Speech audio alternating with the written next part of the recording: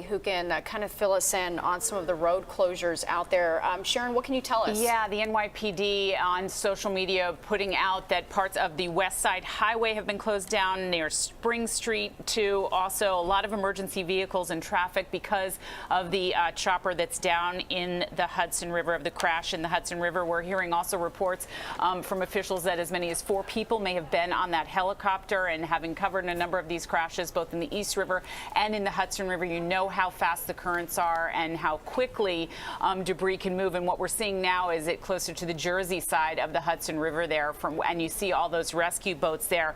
We do have confirmed at least 1 person was pulled out, and possibly more, but that's what we're getting right now. Also now we're getting some reports from witnesses who heard what's being described as a loud noise shortly before the crash happened. I guess they were on the Manhattan side as the chopper went down, and they must have seen and or heard something.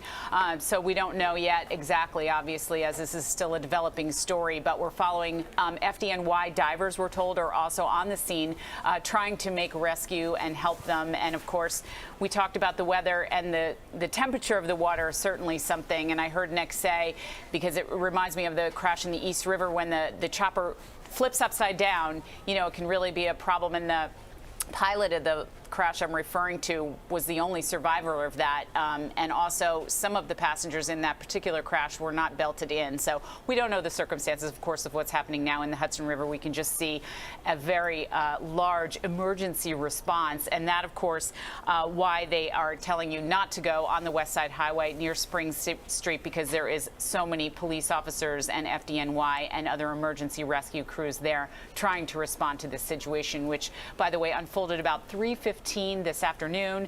That's when we understand what happened. And from what I understand from the witnesses that are being quoted in a number of reports and here on social media, that they heard loud noises before this happened. Interesting. That's a key piece of information. So that would point to something going wrong with the helicopter, obviously, before it fell into the Hudson River. As you mentioned, not even an hour ago. We have some new images to look at. We can see if this will shed any light on what took place. These are from Twitter X. You can see the helicopter. I'm presuming that was the helicopter that wound up in the river, in the air, and then a short time later, here it is in the Hudson River, Jersey side, by the Holland Tunnel entrance. A rescue operation underway as we speak. If indeed that's a picture of the helicopter, that's a Bell 206. Which is Bell helicopter, turbine-powered helicopter. There it is. Is that like the Vietnam type helicopters? No, that's what Dan was saying that they fly. Okay, that Sky Fox is the same type of helicopter.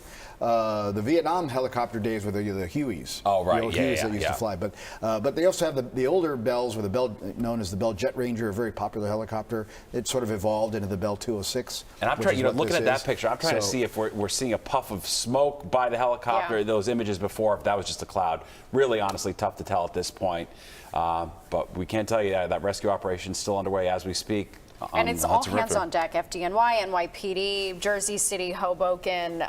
We saw ambulances coming up too over the Holland Tunnel there, and you gotta. Is that area hard to navigate? Aviation-wise, no. It isn't. In fact, there's a heliport not far from there. Okay. Right. The west side there, the 33rd, I think it's the 33rd Street heliport. Yeah. So there is a heliport near there that's active, and that's where a lot of the tourist flights leave out. Right, you go to the Hamptons there, you can go, whatever. Or there's one, of course, on the east side too, down by 34th Street. Yeah. But again, this is. This is the pic. If we can head back to that X picture, which isn't on screen right now, but we'll be there in a second. Because you can see some smoke there. I know. I don't know. See if we can zoom in on that. See if that's a cloud or if that's something else going on. And then that's you can the see that picture. picture was taken from the Jersey side, right? Because you got the city background there, so it's looking back towards the city, which means it was heading southbound. And again, I guess Nick, it does seem like if something goes wrong in a helicopter, things go wrong faster than in a plane. Is that accurate?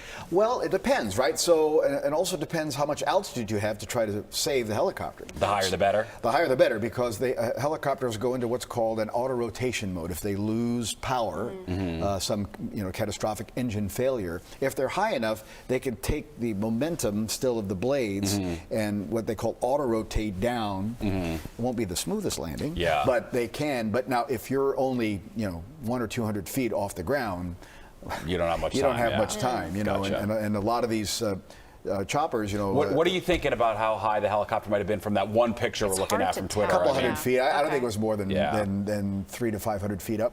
Probably close. And this particular model, you said the Bell.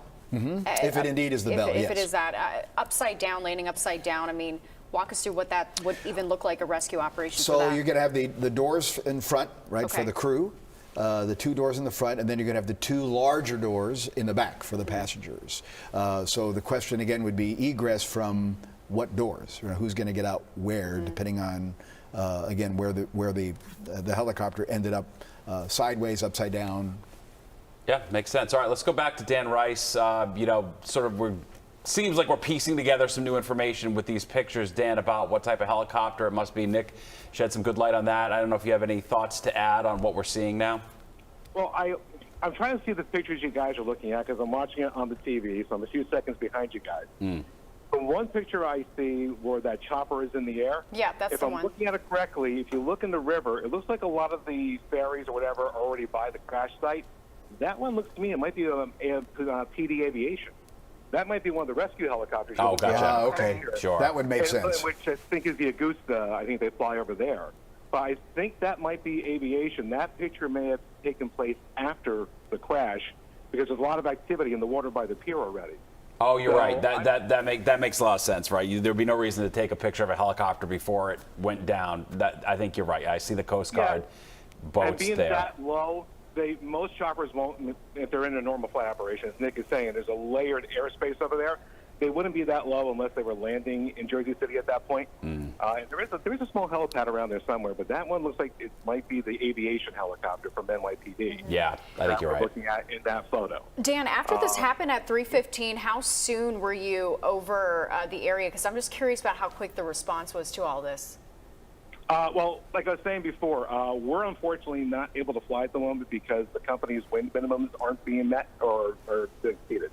So we haven't been over the scene yet. Okay. I can tell you that if from the time we get called to the time we would get over there, it would take us about 10 minutes max to be over that area. If aviation is already up, they're coming out of Floyd Bennett Field over in Brooklyn. And their helicopters are probably over in that area in 10 minutes as well. And Dan, you know, we don't know how many people were on board, but certainly I'm assuming there's paperwork, and no helicopter goes up or down on the Hudson River without paperwork being filed and them knowing how many people are on board. So when the rescue crews show up, they presumably know how many people should be accounted for, right? Not necessarily. So if this may have been a tour helicopter flying the model that they're in, the pattern that they're on. The tour helicopters that operate around the city, they have pre-prescribed routes that they fly. So all the towers in the area know that I'm tour helicopter so-and-so. We're going to fly the Alpha route, the Beta route, the Yankee route. And they have a very specific pattern that they do every single time. So they know that these choppers are operating as tour helicopters. They know there are passengers, but there's not a manifest necessarily every single flight they go up. Gotcha. Because they just go up and they have, a preset, what they call a squawk, a number that goes into their radio that the tower knows, oh, this is tour helicopter A, B, C, so on. So when you arrive on the scene, not necessarily. We get launched whenever there's something going on. And it's just my pilot and I go to the helicopter, we get in. He calls Newark Tower, we're going to go here or there, and they say, Skyfox, go ahead. And there's nothing saying who's on the chopper or what we're doing or any of the other stuff like that. All right, let's go to Sharon Crowley now really quickly, because Sharon, you had some good information, reports of as many as 4 people could have been on that helicopter. What more can you tell us that you're learning? Exactly, Natasha, and we're also hearing from the NYPD and FDNY that as many as 2 were pulled out of that helicopter. Let me give you some information that I'm just getting in right now. We understand that the helicopter crashed 3:17 p.m. is when the crash happened in the Hudson River just off Manhattan, and as we've seen now, the rescue mission is closer to the Jersey side. Now the rescue craft that we're looking at on the screen there, it's close to the Manhattan waterfront, but it's near the Jersey side, near a long maintenance pier for one of the ventilation towers for the Holland Tunnel. So that's what you're looking at right there in the video. Now the fire department had units on scene performing rescue operations, multiple rescue boats, as we can see, and videos that we've seen on social media and our own videos here, and even some that were taken earlier, showing that the aircraft mostly submerged and upside down in the water. And we were also getting some reports on social media from witnesses who heard a loud boom before this happened. They were on the West Side piers. Those are the witnesses who were being interviewed and heard the loud noise in the air before it crashed into the water. And it was in the water, as we said. 3:17 is when this happened. 3:40 is when the helicopter was seen upside down in the water, and now closer, as we said, to the Jersey side. We also are reporting and learning from the FDNY that their divers are in there trying to perform emergency rescue operations. And the West Side Highway, many areas of it near Spring Street closed down because emergency vehicles are responding there to this situation. So it's an area you want to avoid if you possibly can. And as we said, they're also fighting the currents, the wind, and the weather in this case, not to mention the temperature of the water in the Hudson River at this time is obviously frigid, and lives are at stake. Yeah, no doubt about it, Sharon. Yeah. All great info, and yeah, we do have it now. We've got a new camera live on the ground. We can get a much more close-up look at the Coast Guard boats, rescue boats, and everything you just said is so true. You can see the wind's whipping, the water's choppy. You can see the white caps. It's just not a nice day out there. And it's about to start raining. I just looked at the radar, so we got showers coming in. And I went back to look at the observation by Teterboro Airport, which is the closest airport to the crash scene here. What was the actual conditions around 3:15? And the wind was, again, out of the southeast. It was sustained at about 10 to 15 miles per hour, but they were reporting gusts near 30 miles per hour around that time. So the wind had definitely picked up this afternoon compared to this morning. And again, you can sort of see that somewhat related with those white caps going on out there. But it is about to rain. There's a little band of showers just moving in over lower Manhattan. Some of it's not reaching the ground per se because it's still a bit dry in the atmosphere, but that's the other thing they're going to be dealing with as we move forward. They'll be in and out of the showers here into this evening. And they've been now in the water for basically an hour. 3:17, we're told this helicopter went down in the Hudson River. Potentially 4 people. We know that 2 people have been rescued. You can see this is still a very active situation. Lots of rescue crews on scene. As a tugboat goes by or shot, this is a live camera right at ground level to give you an idea. You can see those Coast Guard boats they have, some of the rescue ships, etc. And I do believe we have someone right now. Alan Mack, who's a retired Army helicopter pilot, is going to join us now on the phone. Alan, are you here? Not yet. Okay, we're going to check in with him in a minute, just as we continue to follow this breaking situation. We are now 1 hour in. A helicopter down in the Hudson River. This is the Jersey side of the river. A big rescue effort underway right now. We still have a lot of unanswered questions as far as how many people were on board that helicopter. And as Dan made a great point, let's say this was a tourist helicopter, they don't have to know everybody on board at all times. This thing's just sort of doing a loop all day. So it's hard. It's hard to difficult know. when they show up on scene. They don't know exactly what they're looking for potentially. And when we were talking to Sharon earlier, she made some good points about eyewitnesses hearing a loud boom before the helicopter went down to the water. And now divers are in the water performing rescue operations. This is all happening near the West Side Highway and Spring Street in that vicinity. And we've got a lot of activity out there. It's a very treacherous situation. I mean, you can see the waters are choppy. It's cold. Yeah, the latest water temperature, by the way, I just looked it up. It's 50 degrees, right at 50 degrees. 50 degrees. Yeah. And it's been an hour since this has gone down. It went down at 3:17 p.m. It is now, and at 3:40 p.m. is when we saw the helicopter upside down. We do have Alan Mack, retired Army helicopter pilot, on the phone with us. Alan, can you hear us? Okay, we don't have him just yet. Sorry. But it will be good to have him on so we can kind of talk about the context behind all of this as we kind of see the rescue boats continue these operations. It's everything's happening underwater right now. The helicopter was upside down. So divers in there. Maybe if we could just go back to the wide shot just for a second to give us a chance to sort of compare what we saw earlier as far as the number of boats on scene. Yes, sir. That's what I'm looking at right there. You can see like the Waterways Ferry or NYPD rescue boat, Those are all right up against that above the Holland Tunnel. That's what you're looking at right there on the Jersey side. It does seem a little quieter, Nick, doesn't it? I mean, we've seen boats come and go. I'm not sure exactly what that tells us. If maybe they've scooped everyone up. We saw an ambulance, which I don't. You we see it still kind see of it down in the down middle the of ways there. that Yeah. tunnel right on top of The boats seem to river. have dispersed a little bit. There Yeah. was like a lot of It concentrated seems activity less active for a while. in a way Yeah. now. What that tells us, still unclear at this point. As many as 4 people reported in that helicopter. 2 were pulled out. I think that's what Sharon was telling us. So we're kind of piecing this together live with you right now. And yeah, 50 degree Yeah, the water temperatures in temperature the is water. 50 degrees, so I mean, unless you're wearing a wetsuit, Yeah. you know, some kind of thermal suit, you know, you're You don't wanna be in long, You right. don't want to be in there, you know, and it's as time goes on, it becomes very painful on your body for Yeah. a while, and then actually your body kind of goes numb. Yeah. Right, and that's and bad that's news. when it's yeah, bad, for sure. exactly. Well, you know, it's I think what you said before is interesting. When you train for these sort of situations, where if the helicopter were to go down into the water, you got to kind of pull off this 1-2 where you want to be buckled in for the impact, and then you want to be unbuckled as fast as possible, and then get out of the helicopter. Which, unless you've been through this sort of training, Exactly. is not and an what easy kind thing of to buckle? do. You know, is it a harness? Is it a 3-point harness, a 4-point harness? How quickly can you pop yourself out of the harness? And I think too- did they Yeah.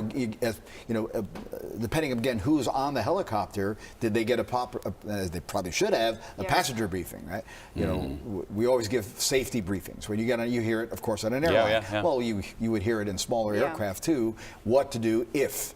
So you would hope that they had been given a safety briefing. Yeah. If this happens, you do this. You talk about like cars that get, go into like a pool or go into water. In theory, the idea of unbuckling and getting out, breaking a window seems in theory to be easy, but underwater, I mean, you talk about water pressure. Yes. That's serious stuff. And then compound that if you're upside down. Yeah. Right. So now you're disoriented. Right. So you're like, where am I? Right, right. Where's my butt? Where's my belt? How do I get out of here? Where's the door? It's also dark. Right. It's not as much light at this point when you're upside down under the water like that. Yeah. Are we going to Meredith here? I see we've got a reporter on position here down on, looks like on the Jersey side of the Hudson River. Visibility Meredith, is seeming to get worse That's too. the rain now, right? Yeah, So it's we do have the raining rain now. that's coming in Okay. that we talked And about. I You do- can see all it. That's the rain showers that are now moving in. Yeah. All right, let's go to Meredith Gorman. She's on the ground now. Meredith, what can you add to the conversation here? Obviously, still a lot we don't know. That's right. We just got here. We are on the Jersey City side right here. You can see, I believe, the helicopter upside down in the water behind us. It's really windy out. The rain is starting to come down here, but there's a lot of people who have come over to this pier walkway area to take in the helicopter in the water right here. Now, sources are telling Fox 5 that at least 5 people were on board at the time of this crash, and that there was at least 1 fatality. Again, that hasn't been confirmed by FDNY yet, but sources are telling us that. Yeah, that's major new info, Meredith. We do appreciate that. 5 people on board. You can see it on the bottom of your screen. 1 fatality. That's a major update. The earliest information we had just was that 2 people were rescued. And So 4 if that, assuming all of this info is true, again, she said it's not verified by NYPD, but let's go with it and just say that's true. That would mean there's 2 people theoretically still in the water, potentially. Yeah. Meredith, is it starting to rain now? Sorry, could you repeat that? Yeah, is it raining right now? Tell us a little bit about the weather conditions out there. Sure, it's raining. The wind is super gusty. In fact, I had my umbrella up right before you guys started talking to me, and it blew inside out. The umbrella is broken. There's a lot of rescue boats at the scene. I would see about 1, 2, 3, 4, I mean, probably close to 10 in the water next to the pier right now. There's an ambulance on the pier next to where the helicopter went down. The weather conditions are bad. The wind is certainly picking up, and again, we don't know what the cause of this helicopter crash was, but the wind out here is certainly something that's noticeable, guys. Meredith, can you see the helicopter upside down? Is that what we're looking at right now? Yeah, so we see two what looks like the bottom of a helicopter that is sticking out of the water, floating right next to the pier. There's an NYPD boat right next to it. You can kind of see it's upside down, which would basically add up with what all of the witnesses have told us about the helicopter landing upside down and people being submerged in it when it first fell into the water. So it doesn't look like it's been touched. Again, we've heard reports that people have been rescued and taken out of this helicopter, but it is still in the water, as you can see directly behind us here. Very well. Yeah, Meredith, good insight. We appreciate that eye on the ground. And Nick, what's your thoughts going through your mind? The idea that it landed upside down, that seems troubling. Yeah, and you can see that if those are, again, the skids, right? And so the bottom of the helicopter, those are the skids that look like they're visible. It looks like there were pontoons on there, but they maybe didn't have time to deploy them. If it landed upside down, it's not going to make much of a difference. Because the pontoons would allow it to float. The orange and the yellow that we saw. Yeah, and there was like a gray there. It's hard, it's hard to tell from that angle. Yeah. Would those just be on the helicopter at all times? Because it's flying on the river. Okay, it doesn't inflate when you land or whatever. It becomes a part of the actual equipment. Gotcha. So, some helicopters have them, some don't. And I mean, I guess we continue to talk about the weather, which is certainly important. But over an hour in now, how much is it really? I mean, time is of the essence here. Well, it's scary and again, every minute that passes. As we were expecting the weather to deteriorate this afternoon, right? The rain coming in, raining now. The wind has picked up again from this morning when it wasn't so bad. Latest observations now, again, I'm looking at the area observations. The winds are gusting up near 30+ miles per hour. We do have some difficult news to report now. The AP is reporting that 6 people have died. Wow. In this. So this is new information that we're getting right now. Again, a helicopter crashed into the Hudson River vicinity of West Side Highway and Spring Street. According to the AP, 6 people have died in this crash. When we spoke to Sharon, she talked about eyewitnesses saying that they heard a loud boom before it crashed into the water. Divers were in there performing rescue operations. You can see a major scene and response out there right now, but this is, you kind of alluded to this, Nick, just the difficulty of the situation of landing upside down. That's a devastating update, again, to repeat. AP, 6 people dead. I mean, really the worst case scenario here, because I think all along we've been talking about, at most, maybe this helicopter would have 7 people on it. So to hear 6 people are dead, that's tough to hear. It's hard. Are there any survivors? We don't know. 6 people dead. Yeah, we don't have a roster, a manifest of who was on the helicopter. And we don't know what type of helicopter this was, who was carrying. Is it tourist? Is it business with 6 people? Is it on private? board, it's a decent size if it's at least 6. What does that make you think? Again, as Dan had pointed out, it really could have been a Bell 206. But would that be more likely to be tourist in your mind, or could be. Could be a something like helicopter, that? River It could very well be. Again, as you mentioned earlier, executives get helicoptered in and out of Lower Manhattan as well. All the time, yeah. So I know there's a private chopper depot down there. I've run by that before in that area. All right, we do have retired Army helicopter pilot Alan Mack on the phone, I'm told. Alan, are you there? I'm here. Okay, thank you so much for joining us. Obviously we just got the word a couple moments ago, the AP reporting 6 people dead. We can see the helicopter still floating upside down in the Hudson. What's your reaction to this crash, and any news about it you've been able to take in? What's going through your mind right now? Really just that it's a terrible tragedy. The helicopter traffic in that area is very dense every day of the week. So it's really pretty... Alan, I'm going to interrupt you for one moment. We will come back to you in one moment. I do want to play some new video. We just got into the newsroom. This is apparently video of the helicopter going down into the Hudson River. Wow, that thing fell like a stone. That is tough to watch. That was at 3:15, we're told, 3:17 precisely.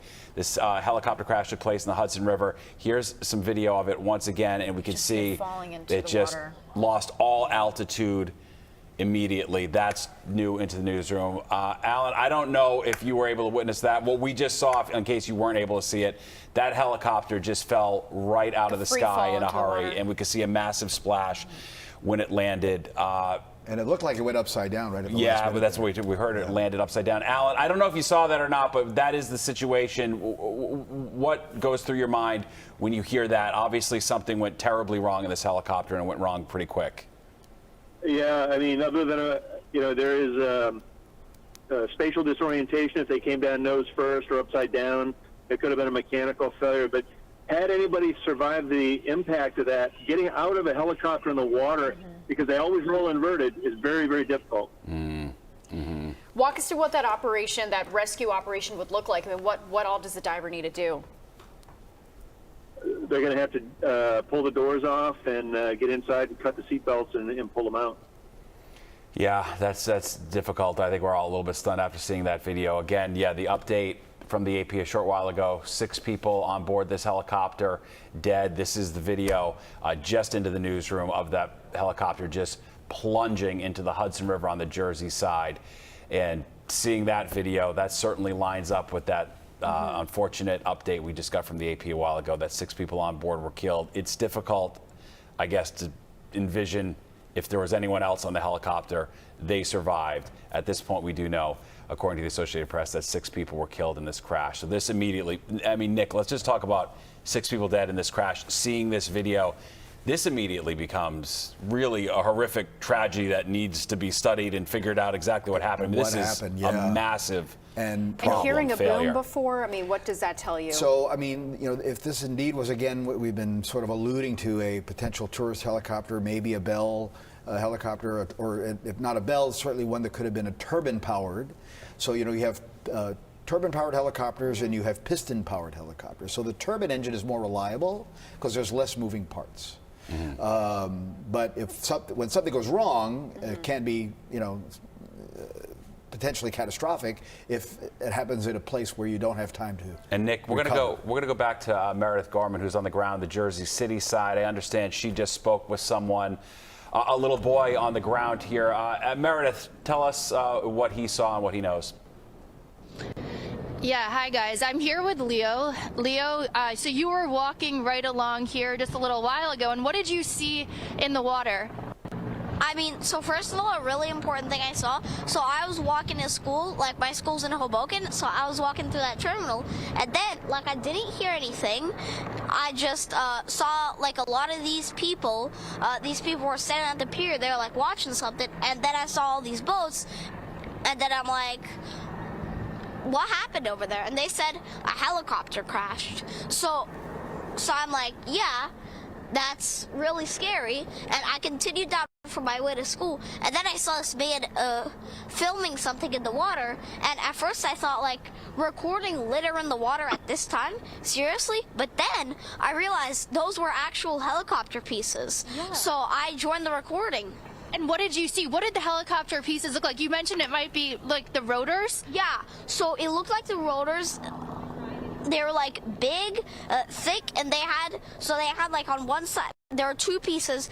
So the bigger piece, it had like on one side, it was black, and then there was this like a goldish line, and then it was white. Maybe like that can help you figure out which helicopter it is from. All right, Thanks, Meredith, Leo. Meredith, You thank mentioned you. that you found these way down the rivers. Yeah, so they may have floated down, but it seems like the rotor may have broken off before the helicopter crashed. And thank you so much, Leo. You're welcome. Guys. All right, thank you Just for getting that. an idea of some of the impact, you know, the power of the impact that we're seeing too. We're taking a live look right now at just, this is what's left of that helicopter when we saw it come down upside down. And what are we seeing here, Nick? What can you... So those are the you see the floats? Those are the floats that sit on Okay. the skid, because again, it's sitting upside down. Interesting perspective if it threw blades. So if it actually lost its rotor blades, well, then you can see the result is that immediate. Yeah, and Nick, that's the video that I think this has us all sick to our stomach that just came into the newsroom a short while ago. You can see that helicopter just fall right out of the sky. We do have some new info. The FAA posting on social media, a Bell 206 helicopter crashed and is submerged in the Hudson River in New York City. The number of people on board is unknown at this time. This was from 429, but we have heard that the AP, you know, as you see there on the bottom of your screen, reporting at least 6 people killed. And after you see that sickening video, it's, boy, it drives it home that they didn't have much of a shot. That thing just falls, and you see a massive splash into the Hudson River. I mean, an impact like that, can anyone survive that? Depending on what altitude they fell from and upside down, you know, the force of impact would be pretty intense. It's heartbreaking. And to see again, that I video. think, you know, if we are indeed now speculating it through a blade or multiple blades, of whatever catastrophically failed on the rotor, because you have the the blades overhead, right, the motor overhead, and then the tail rotor. Yeah. The fact that it was going straight down, does that say anything? You know, it wasn't spinning around like you had mentioned before. Again, we saw that. so did it lose its rotor? I mean, did it lose rotor blades, and so it immediately lost lift and dropped. And this is, if you're just joining us, you know, checking in right now, you can see this is a helicopter upside down, a Bell T-206 helicopter, Bell 206 helicopter rather, upside down. 6 people killed in the crash. It happened around an hour 15 minutes ago. 3:17 this crash took place on the Jersey side of the Hudson River. Rescuers there. Unfortunately, though, you can see 6 people killed, according to the Associated Press. And that video we showed a short while ago, you see the helicopter just fell. It looks like right the out of floats sky. tried to deploy, so they may have, but it might have been, again, the fact that it's upside down. You know, you're not going to have much chance if you land upside down like that. No, the currents, and I mean, it's just that wasn't a soft landing into the river. So, and again, depending what altitude, if it was at a couple of 100 feet up, think of. We don't know when that descent started. Exactly. That's just where the person picked it up on their phone. Right. But imagine dropping 200-300 feet, 400 feet quickly. That's a lot of an altitude drop. There's a lot of factors in place here, and assuming that the people were in the water then for over an hour. I mean, that's just hypothermia setting in at 45 minutes. It's a really difficult operation. And I think the question right now too is, so they're saying at least 6, so there could be maybe 7 people or total were on board. We heard 2 people were rescued. We don't know what condition they were in. They were taken out of there. We've seen ambulances come and go. We've seen Coast Guard boats race across. And you know how the stories change too. So we hope 2 people were rescued. Yeah, we hope so. We may find out that no one was They might have been rescued. recovered. Correct. Right. We're piecing all of this live together with you right now, and so it's the information has changed as we've just been on air for the last 30 minutes or so. But the weather conditions in the time that we've been on air have really deteriorated. The wind has picked up. We've seen rain too. And the water temperatures. It's chilly. It's 50 degrees. Unfortunately, though, as we've learned, with the new video that's come in, that stuff really, I think, at the end of the day, won't wind up having been. I don't think so. I mean, the actual. I looked at the observation that type of crash. at Teterboro Airport, which is the nearest airport to this crash scene. And at the time, the visibility was great. The visibility was 10 miles. The ceiling was at 6,000 feet. Very high ceiling. The wind had picked up, though. That was the one factor that wasn't much happening earlier on in the day, but the wind was sustained 10 to 15 miles an hour out of the southeast direction, but it was gusting to 30. Gotcha. So, but again, good visibility, great visibility. 10-mile visibility is excellent visibility with a high ceiling. So. What happens right now to air traffic? I mean, this doesn't shut down the area airports, but does it ground local traffic on the Hudson? Potentially, yes. Helicopters that want to transit going up and down. Again, the tourist helicopters. There may be what's called a notice to airmen that's been issued by the FAA, where they're restricting. They're putting up a restricted airspace around the scene. They may reroute traffic up the East River instead, versus coming near here. So yeah.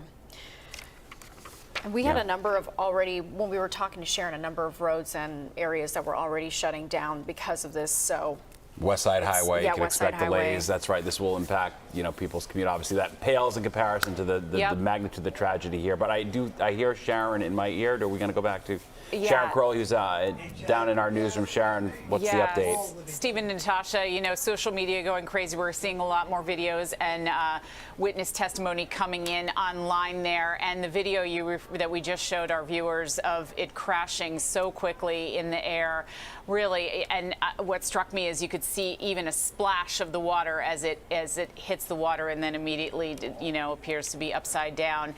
Just to recap for you, this happened. We're hearing from the NYPD and FDNY, and now Jersey City Fire and Rescue also responding to this situation because it's closer to the Jersey side. 3:17 and then 3:40 is when we're told the rescuers got to the situation, and the Associated Press, as we've been telling our viewers, 6 people on that helicopter that crashed into the Hudson River are now dead.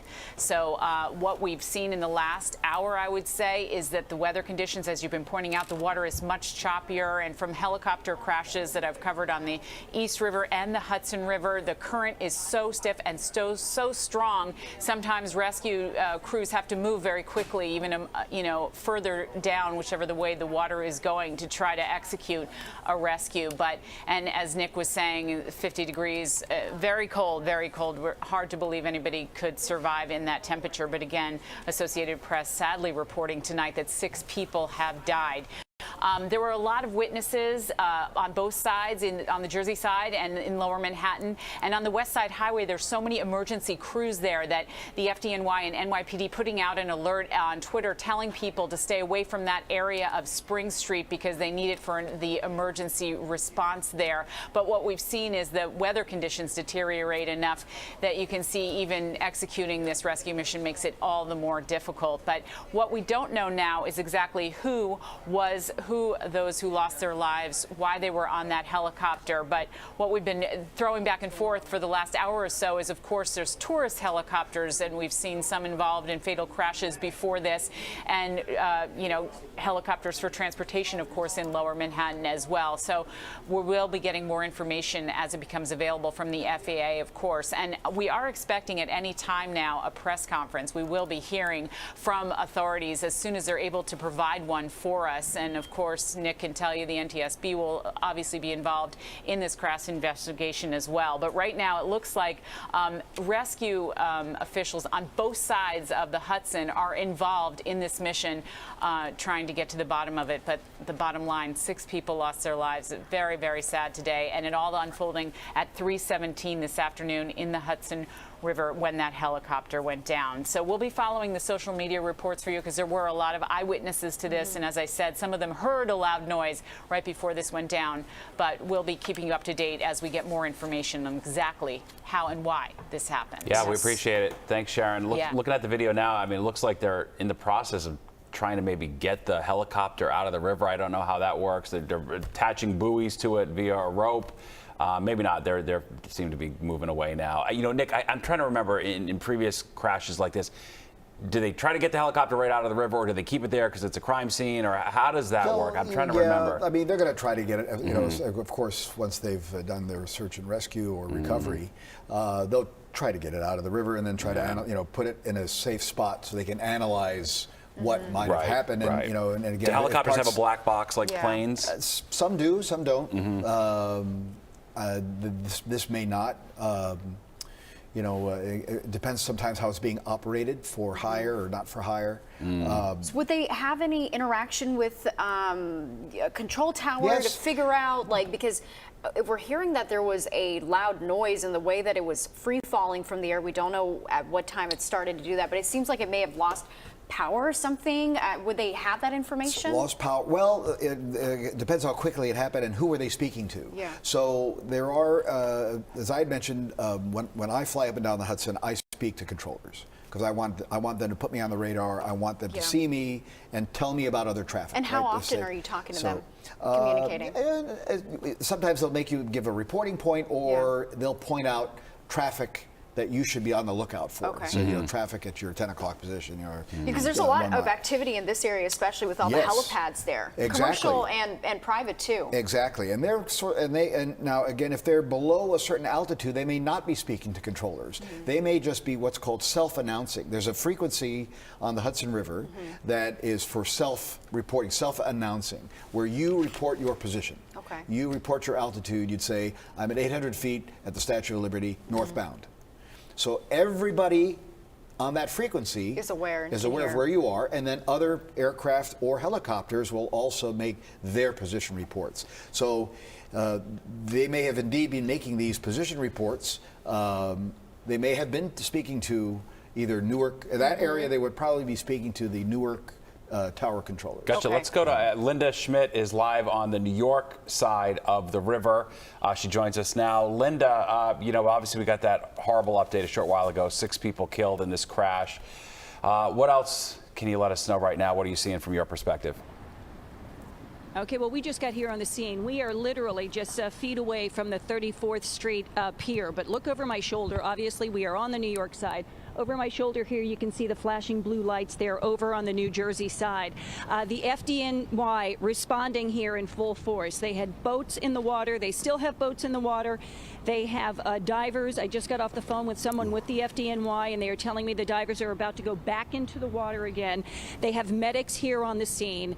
And sadly, as you guys have reported, and I heard this from my sources as well, 6 people on board that helicopter. All 6 bodies, or at least 5 of them, have been pulled from the water so far, and they believe all 6 are fatalities. This happened about 3:15 this afternoon, and apparently, and I'm sure you guys have been reporting this already, we just got dialed in here and were able to go live, so I don't know exactly what you have reported, so I'm just going to tell you what I know.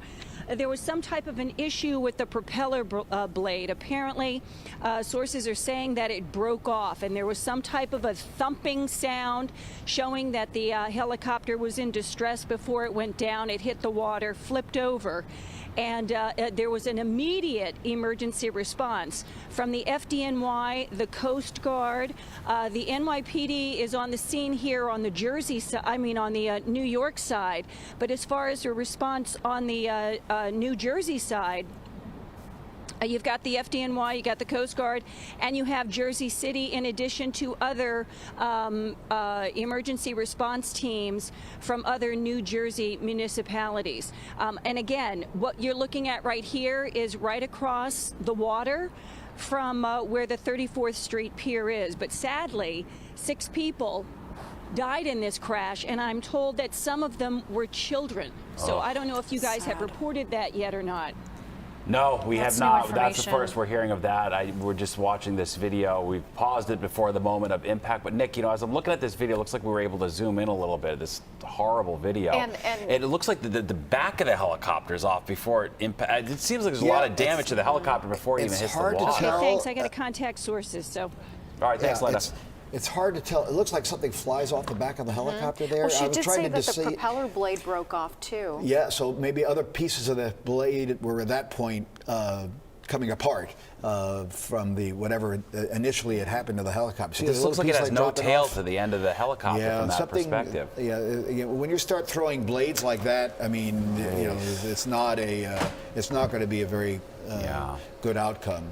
I was sort of wondering if that was just a bird getting in the way, but it looks like there is something coming off.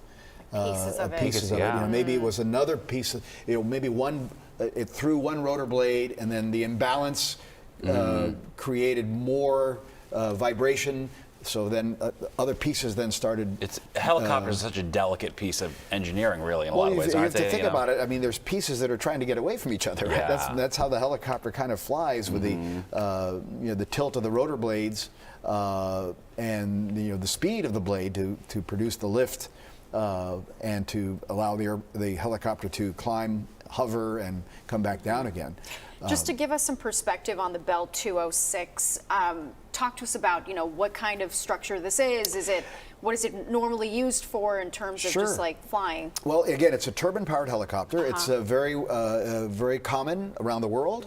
Again, Skyfox is a Bell 206. Yeah. So it's used in police activity. It's used in news gathering, videos. They use them for movies, and they use them for tourist So it's flights. sort of a workhorse helicopter. Exactly. Basically, yeah. It does everything, right? Yeah. It does everything. And again, a turbine engine, which is more reliable than some helicopters, are piston, like, for example, the Robinson R-44 helicopter. That's a very common piston helicopter, but piston engines operate a little differently than turbine-powered aircraft. Again, turbine aircraft engines, which are also used in helicopters, have less moving parts, so they're much more reliable. Yeah.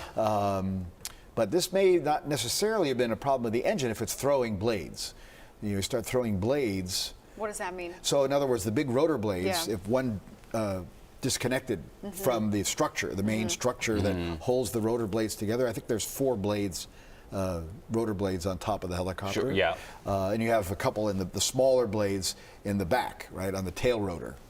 So if it was flipping either the tail rotor blades, or more significantly, if it was flipping the big blades, the top one, on the top one, one goes off. Now you've got a huge imbalance that's been created, which then would create a terrible vibration. Maybe that was the witness hearing the thumping noise that they said they potentially heard. That imbalance then becomes, can potentially grow, and now you have more parts of the helicopter that can start coming apart. Yeah, so just to reset the scene, if you're just tuning in right now, as you can see at the bottom of your screen, at least 6 people dead in a helicopter crash, according to the Associated Press. Among those dead, children that we just learned from our colleague Linda Schmidt. So certainly, really a very dark day. This crash only happened around 3:15 this afternoon, 3:17.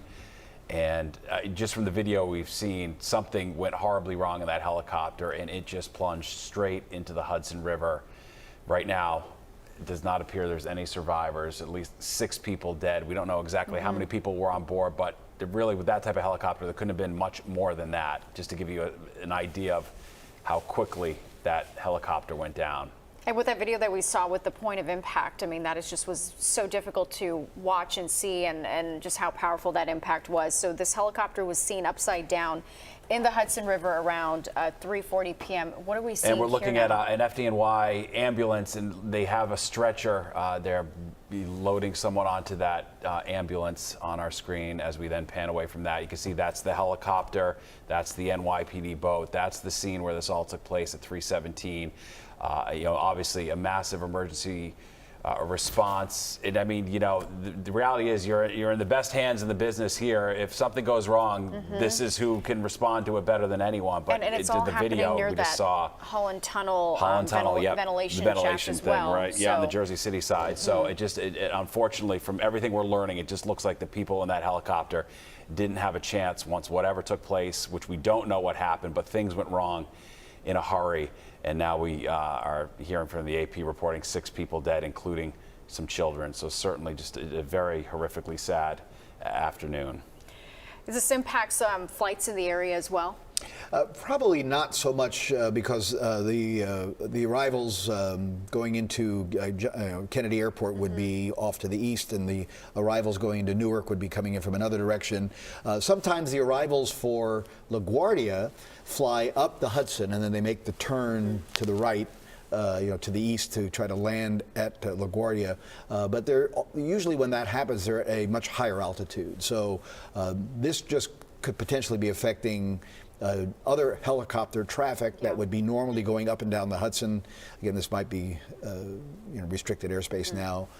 General aviation aircraft that also transit it's called the Hudson Corridor, and there are rules that applies if you're going to fly up and down the Hudson River. There are rules you have to adhere to, so there might be a temporary pause to that now. Yeah. Right, so it doesn't shut down the airport traffic, but it shuts down because they're going to be arriving at a much higher altitude, and they won't be down this low, so it wouldn't be a problem there. So now it's the investigation into how this happened, what exactly happened, and we've been piecing together what may have happened, with perhaps the propeller blade breaking off, hearing these booms, what we've seen with it free falling to the water, but it's that investigation now is hopefully there's black box. Hopefully we have some information. I mean, the thing about this area too now, every building's got these HD cameras. We're going to be able to see this. Investigators will, from every perspective, angle. We're going to see the whole thing over time and probably get a much better picture of what went wrong. Right now, it's just devastating though to think of what took place here. And just people with their phones, they see something in the sky, they get the phone going, and so you're absolutely right. We're going to see a lot of video perspective come out from different angles, which may shed light on what actually happened. And again, right now we don't know, who owns this helicopter, exactly what type of helicopter it was. We're conjecturing about, whether it was tourist helicopter, something like that. But we just don't know right now. There's a lot we don't know. We hope to learn in the coming hours. But of course, the headline again, as you see, 6 people killed in this helicopter crash, which took place around 3:15. Is Meredith Gorman waiting for us? Does she have? Not yet. Okay. This is tough. This is a tough one, no doubt about it. So the helicopter seating arrangement, right? There's 2 seats up front. Usually the flying helicopter pilot actually sits in the right seat, versus we normally think of being in the left seat. And then in the back, it's what is called club seating. Gotcha. where the seats face each other. All right, Meredith Gorman is actually joined by a couple people on scene right now. Let's go to her and see what they have to say. Meredith. Steve, I'm here with Vanita, who lives on the 8th floor of this building, which is overlooking directly down into where this helicopter crashed. And you mentioned that you heard a sound when the crash happened. What did you hear? Again, I was working, but it was such a loud noise. It felt like something crashed into the water. So I just looked around outside my window, and yeah, at the moment I didn't see anything. But after some time, I saw there's a yellow board on the water there. So I saw that, and I'm like, what's going on? And then I saw helicopters coming in and out. Yeah, I came down. I saw a lot of cops, and I saw ambulances. I knew something was going on. Then I inquired, and they said it was a plane crash, like a helicopter crash. But yeah. And you said the sound that you heard, it almost was distinctly like a crashing noise. It was like I said, for me, I felt like it was a crash. That's why I'm like, oh my God, this is really loud. What exactly happened? That's why I came down. So it felt like a crash. Yeah. And you told me at first, living in this large, high-rise building, you thought maybe something hit your building. Yes. Yeah, I thought that's why I was scared. I'm like, because I live right by the water here. So yeah, just making sure nothing happened to the buildings. And now when you came down here and you came to this walkway area, were there a bunch of other people who saw this happen or heard this happen, wondering what's going on? Once I got off the building, I saw a few residents talking about it. And yeah, I just saw a few residents out here. And now, as the rescue operations got underway, did you see anything? I saw ambulances coming in and out, so I can't see clearly what's going on, but there are ambulances and yeah, people helping there. So. Well, thank you so much for sharing what you saw with us, Steve. All right, Meredith, thank you very much. Again, a lot of people in that area hearing booms and kind of piecing together what's going on, and we're going to get an idea soon. That does keep coming up. We keep hearing the sound of the crash. People heard something horrible happen to that, and then the video we've seen. It seems like that helicopter was already in really bad shape before it even made impact with the Hudson River, and we saw earlier. We're not going to show it anymore, but we saw it hit the river really fast and hard. That thing just fell right out of the sky. So that's the whole story now. Beyond the loss of life, which is unimaginable in and of itself, what happened to this helicopter to make it fall from the sky so quickly? Yeah, if pieces of the helicopter started coming apart in flight, that's clear indication, if that indeed was the case, that it didn't. It really, at that point, would have no chance of making a safe emergency landing. And you can even tell, now we saw how active the rescue operation was when we came on air an hour and a half ago.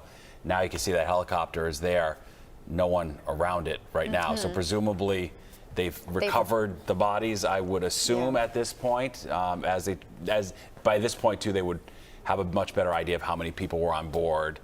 Were they all accounted for, things like that. Because earlier we were seeing just a lot of boats searching for and seemed to be recovering, rescue, and now it seems like everyone has moved on to,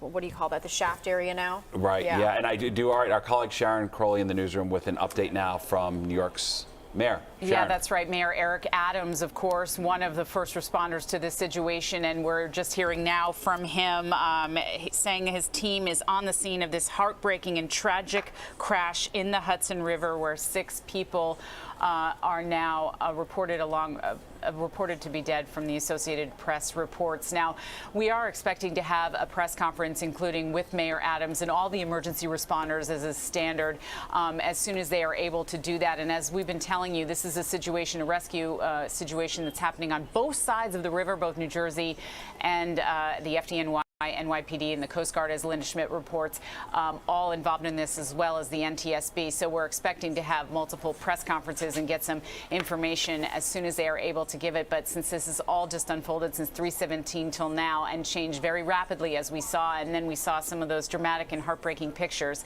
you can see it's taking a minute to get the emergency officials together to brief the media. But yeah, that's the latest that we know. Mayor Eric Adams on the scene and responding to this emergency as well. Yeah, still so many unanswered questions, and obviously an investigation like this, a fatal helicopter crash where something clearly went so wrong so quick on the helicopter, is going to take a long time, but there will be a preliminary report. We'll probably have a much better idea, in the coming hours, days, and whatnot long before the final report is issued. But Yeah, boy, absolutely. there's just so much to figure out about what went wrong here. And even in that area, we've heard from multiple people saying they heard this massive bang before the crash. If you think of how busy it is in that area, you've got the river traffic, you've got the West Side Highway, you've got people running, walking, everyone's in their headphones. I think at this point, for something to even capture people's attention in such a busy part of the city means it really, really stood out and was loud and awful and catastrophic, which unfortunately, as you see, the results bear that out. 6 people dead, including some children. Well, if they were in a radar environment, so they'll be able to track where the helicopter originated from, and they'll also will likely would have reporting its tail number, right? It's its registration number, so they'll know then who owns the helicopter. Where is it registered? Yeah. So they presume they know all that now. They haven't told the us FAA yet, probably but does because that data is there, and that data is actually available to anybody if you if you know where the helicopter originated from, and if it was getting radar targets, if it was a radar advisories, we'll call it. Anybody can find that online, but again, it's knowing where did it originate from. Okay. It may have just departed, maybe it's coming back into land. If it was a tourist helicopter, hard to say. Okay, well, we've got Jessica Formoso now on the scene of the pier. Jess, what can you tell us? Natasha and Steve, we're here at Pier 40. We just arrived, and I have to tell you, the west side blocked. I mean, every emergency crew possible, FDNY, NYPD, the city's management team just arrived here as well. You can see just the traffic building up on the west side, but I'm going to step out of the way here so you guys can take a live look. One of those rescue boats just coming up here to the pier, offloading. But as you've been reporting, just a tragic situation here on the Hudson River. We now know at least 6 people are dead, and a source of mine telling me children were inside that helicopter. Of course, what's happening here, we are waiting for officials, FDNY, NYPD, and the city to give us an update as to what went down, what happened, if they know the ages of the children, how many children were on board, how many adults. But here it is, all hands on deck here. Indeed, we have seen emergency crews. Jessica, we appreciate that update. It's coming on 5 o'clock now. If you are just joining us, you're watching the Fox 5 News at 5. We're in continuing coverage, as you can see on your screen. We are on the scene of a deadly helicopter crash on the Hudson River that took place at 3:17 this afternoon. Yeah, the Associated Press reporting 6 people have died. This all happened around 3:15 this afternoon. We're still getting details at this hour. As you saw, Jessica, we have a team of reporters covering all different angles of the story. At 3:40 p.m., the helicopter was seen upside down in the water, and then tragically an hour later, we learned that 6 people had died. We're getting reports that some of them are children. We're piecing this together. We know now from the FAA that this was a Bell 206. Linda Schmidt reporting that propeller blade had broken off. We had video showing that this helicopter was just free falling into the water. And we do have some new video just into our newsroom. Let's play that and give us a new perspective on this terrible, deadly crash. Wow. You can see the blade. It's like the plane. The helicopter's like on its side. You know, we're looking down on the top of the blades, from what I could tell. Oh, look at that. Yeah, right. It's like Is that the blade? that looks. It's like looks like we're looking at. It's like it's like it's going down into the river. Splash zones. Yeah. Right. Because there's one right ahead of it too. Yes. You see that it's circling out of control, falls into the water, but then just shortly there you've got another zone as well. Is that the helicopter? That potentially could have been the helicopter, which went down faster because the blades were still spinning. Wow. Is what it appears. Again, just speculating. I'm looking at this brand new video. 2 splash zones, and again, if indeed the blades separated, you can see that the blade kept spinning, but the helicopter dropped from underneath the blade. Yeah, the blades. And from a different angle, I said it before, it looked like the helicopter had already come apart before it hit the river, and this sort of only goes to sort of prove that out a little bit. I mean, just a devastating situation there. We have an aviation expert on the phone right now. JP, can you hear us? Yeah, I can hear you. Okay, so we just saw video then of a propeller blade spinning out of control, falling into the Hudson River, and then just a little bit in front of it, another splash zone. Can you walk us through what you think it may have happened, just kind of listening to this information? Not sure if you've seen that video yet. No, I haven't seen the video, but if you're talking about the rotor, which is the main blade, and this is a Bell 206 single-engine turbine, carries normally one pilot and then one empty seat alongside him and 4 passengers. Been on the U.S. Army list for many, many years. But if the articulating where the 2 blades connect, it's a 2-bladed helicopter. But if that articulating head actually separated from the aircraft was doomed. There's no possibility of that aircraft ever have made a normal type of landing. It was going to crash. Yeah, that's what we've seen from the video that continues to come in. That thing just plunged straight into the Hudson River. As we continue to see, it looks like there's some sort of recovery rescue operation, a new boat moving into the area. I think this looks like the one that's going to pull this doomed helicopter out of the Hudson River potentially right now. But no, everything you said lines up with the video we saw. Something clearly went horribly wrong, and then this helicopter just plunged from the sky. And there were, as you mentioned, Nick, 2 different splash zones. What does that say to you, JP Tristani, the idea that the debris was in 2 different places by the time it landed? Well, I've seen a rotor blade separate from a helicopter as a test pilot, even as a fleet marine pilot. The blades could be thrown easily because of the rotary strength, a mile or so. So that's not surprising that the blades would still be turning in the air, much like you see these little things that come down off of trees, these little tiny helicopter elements. And then the helicopter itself, the main body, to go straight down because there is no lift in that body of that aircraft. The thing to find out that it was a tourist helicopter. It looks like there were 6 people on board and possibly 2 or 3 of them were children. So we looked at this years ago, many moons ago, when you had a series of helicopter crashes in the Hudson River and all the FAA tightened up the rules. But the possibility of a tourist landing in the water upside down and releasing their seatbelts and escaping from that helicopter, I would say there's probably a 90% failure rate. Where would they ever get that type of training? Now, maybe marine pilots are trained to go both fixed wing and helicopter rotary wing. If they land upside down in a sea state, they're trained to be able to remove their safety belts and egress from the helicopter or fixed wing aircraft, or troops carried also in a troop helicopter. They're trained to go underwater, be upside down, and then very normally their operation is to get that seatbelt off. But if you expect a group of tourists, and particularly babies or children, well, that's impossible. That's ridiculous. Absolutely heartbreaking. Yeah. Just to kind of pull out a little bit here, when you first heard this news, what was going through your head? The first thing I heard from the news was that a helicopter crashed and it was upside down in the water. The type of helicopter it was not ascertained. I pulled that up just by doing a quick search.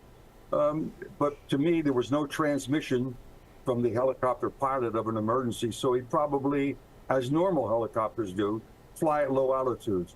If something goes wrong and they can auto-rotate, when I speak of auto-rotate, you're disconnecting that rotor from the main engine, and the aircraft can actually, almost like making a glide approach. Think of your car driving down the street and all of a sudden the gas pedal jams and you can't control it. All you do is slip it into neutral and the engine is still running, so you still have power to the brakes, steering, and you go off the road. Well, I can disconnect the clutch of a helicopter blade if it's connected, and then the rotor blades keep spinning. The aircraft has forward movement, and you can make an auto rotation to generally safe landing.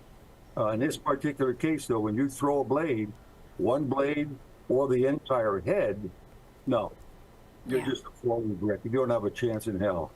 Yeah. JP, it looks like it's the entire head that came apart when you look at the video. That's really extraordinary. That fully articulating head, which means that angry palm tree goes up and down, back and forth. It changes blades The blades actually flex, and they also rotate for maximum lift as they go forward and back. The aerodynamics of a helicopter was probably the most difficult that I ever experienced as an aeronautical engineer. And basically the formula is tremendously long, and then you just cut it off and say, okay, let the test pilots work on it. But the very fact that the entire head would come off the helicopter, that's a massive failure that even in a database, you're not going to find any of that, even in a combat operation. Yeah, it's like nothing I've ever seen before. So the body of the helicopter was in the water way before the propeller, it looks like, from that angle we're looking at, which is sort of exactly what you were saying. All right, we're going to go. JP Tristani, aviation expert, we appreciate your perspective. Stick with us. We're going to go right now to another colleague of ours, Linda Schmidt. She is live on the east side with what she's seeing from her perspective. And Linda, I don't know if you have this from your NYPD source, but 3 of the 6 dead are children. That's what we're learning now from the NYPD. Yeah, well, I had heard from law enforcement sources and some others as well that the 6 who were on board that helicopter, all of them are deceased, and at least one, maybe more than one child was on that plane as well, which would lead you to believe that maybe it was a family. And again, we don't know at this point, but it would lead you to believe that maybe that it was a family on that plane, on the helicopter. And we don't know right now if it was if they were tourists that were here, or maybe somebody who lives in Jersey and they were coming over and flying and just taking a scenic flight, you know, on what was a much nicer day a few hours ago. Now, you know, the skies have filled up with the clouds and it's raining and everything, but who knows what they were doing on that helicopter. But it would lead you to believe that it is in fact a family. At least one family on that helicopter. You know, but you think about the massive emergency response here. I mean, the FDNY, of course, responding immediately with boats and divers and medics. They still had divers in the water as of about 20 minutes ago. I am hearing that they have pulled the 6th body from the water at this point. So at this stage, I don't know if the divers would remain in the water because like I said, sources are telling me that there were a total of 6 aboard that helicopter. And then you also have New Jersey State Police, Port Authority, the Coast Guard, the NYPD. On the New York side here, they've got a staging area that's about, say, 20 blocks from where we are right now, 15, 20 blocks from where we are. But they are not too involved in this operation. It was really the FDNY and the Coast Guard and people on the Jersey side responding to this. And you can see over my shoulder, you can see the flashing blue lights that are over there, but there are fewer flashing blue lights. And the last time that you guys came to me, it looked like that there were at least 4 or 5 boats over there with flashing lights, and it's hard for me to actually see because it's across the river. But now you can see there's like maybe 1 or 2 over there on the Jersey side where the lights are still flashing. But when you take a look, well, first of all, JP Tristani, one of the best in the business whenever you want to talk, in addition to our very own Nick Gregory, what a godsend he is in a situation like this and with these type of emergencies, because he is an expert just like JP. So you couldn't be talking to 2 better people when you talk about either a chopper crash or anything involving a plane.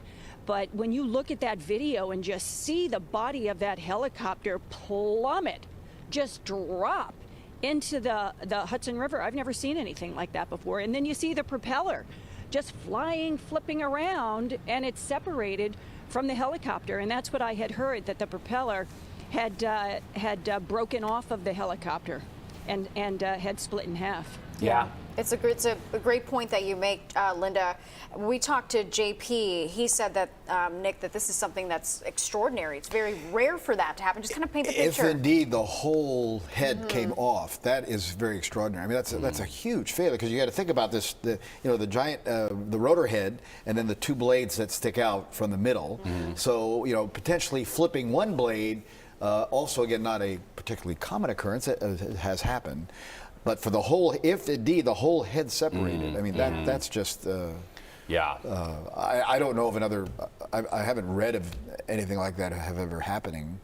And maybe we're just sort of again speculating based on what it looks like on this video, where you see the You can the still blades see it spinning. Spinning exactly. And is it one blade or two blades? Again, it's hard. It looks like it's. I mean, it looks like the whole thing. Like it's the whole thing. Yeah. You know, just spinning around. It's I mean, it's interesting to think, how did the How did it propeller come apart? off, and then the body of the helicopter went down so fast, and that thing would sort of stayed up in the air a little bit longer and came down pretty far away. And I think to touch on a point Linda made, which I think is a good point to make right now. Obviously, we're seeing 6 people dead.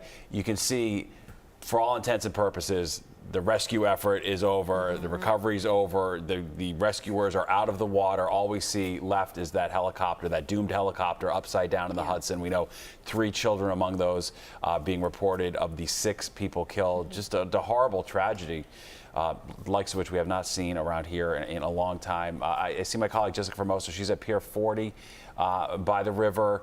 What's things looking like from your perspective, Jess? Yeah, so you guys just mentioned that it seems like the recovery is over, and that's exactly what we've been seeing since we arrived here.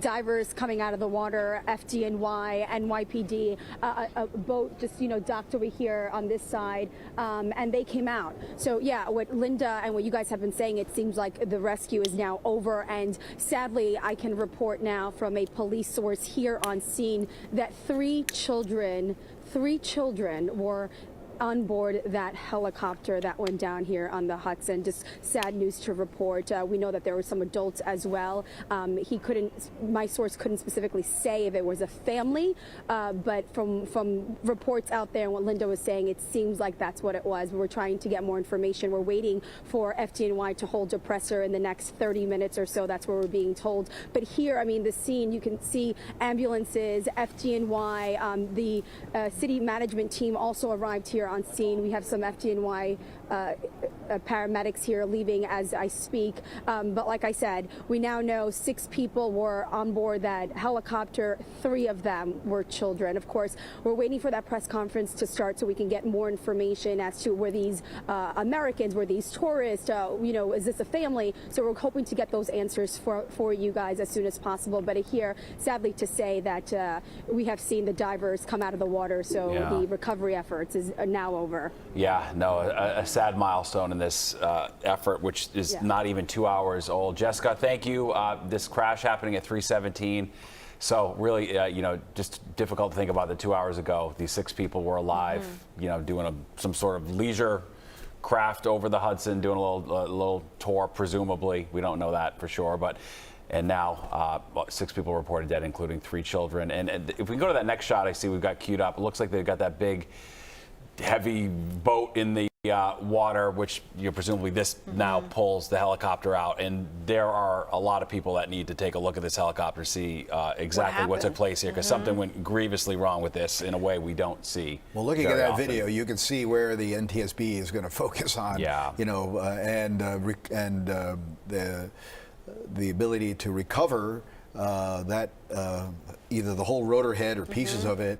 And anything else that flew off the helicopter at that point that allowed it to just literally drop so quickly. And again, if it's falling from, let's say 200 feet, I mean, a 200-foot drop into water, which is still a very hard surface. Is it's like jumping into concrete. It's very, very difficult to survive something like that. Yeah, and unfortunately, it does not look like anyone did with everything we've heard so far. 6 confirmed dead. It appears that's everybody who was on board, including 3 children.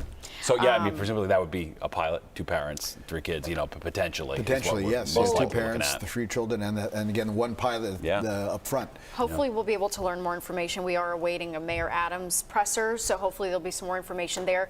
We do have Meredith Gorman joining us live. Meredith, any more information you can share with us since the last time we saw you? No more real confirmed information, but from what I've noticed right behind me, we've seen a bunch of the boats leave the area. There's a lot less activity going on here, which again coincides with what we just heard about the last person potentially being recovered from the water. Again, it is quieter There's a big boat here which looks like it may be used to pull the remaining parts of the helicopter out of the water. A big mobile command truck pulled up to the pier a little while ago and is there, but again, it looks like the divers are out of the water over here, and it also seems like they aren't really letting people who live in the neighborhood or anything really come over here much. There were some bystanders here when we first got here, but again, in terms of witnesses, most of the people who are here now didn't see this happen or hear anything happen, aside from the people that we spoke to earlier. Yeah, Meredith, we appreciate it. A somber, sad afternoon here as we learned that 6 people were killed during this crash that took place at 3:17, 2 hours ago exactly, on the Hudson River, the Jersey side. That's what we're looking at, and as we've been mentioning, the rescue and recovery operation is over. It appears they've gathered everyone's body from the river.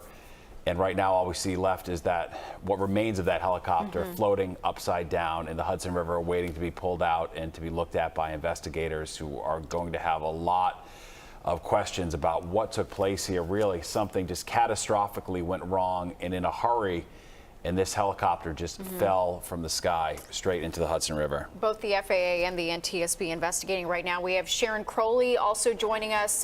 Sharon, what can you tell us? Yeah, I have some new information, Natasha and Steve. I have just learned from the mayor's office that he's going to be having a press conference in just about 10 minutes at 5:30 there on the scene. And also, we're getting reaction from across the river. As I said, emergency responders from both sides of the river reacting to this helicopter crash in the Hudson River. And New Jersey Governor Phil Murphy has been briefed on the situation. And I'm just going to read from some information I'm getting from the governor's office of New Jersey. He says New Jersey State Police and the Port Authority of New York and New Jersey are adding to the emergency response effort there. All this unfolding, as we said, I think it bears recapping 3:17, and then emergency responders were there at 3:40 when the helicopter immediately underwater, and we saw some of that video of it just really seeming to fall out of the sky, and Linda saying that the propeller appears to have come off of the helicopter before it came down and just went right into the water there. Now,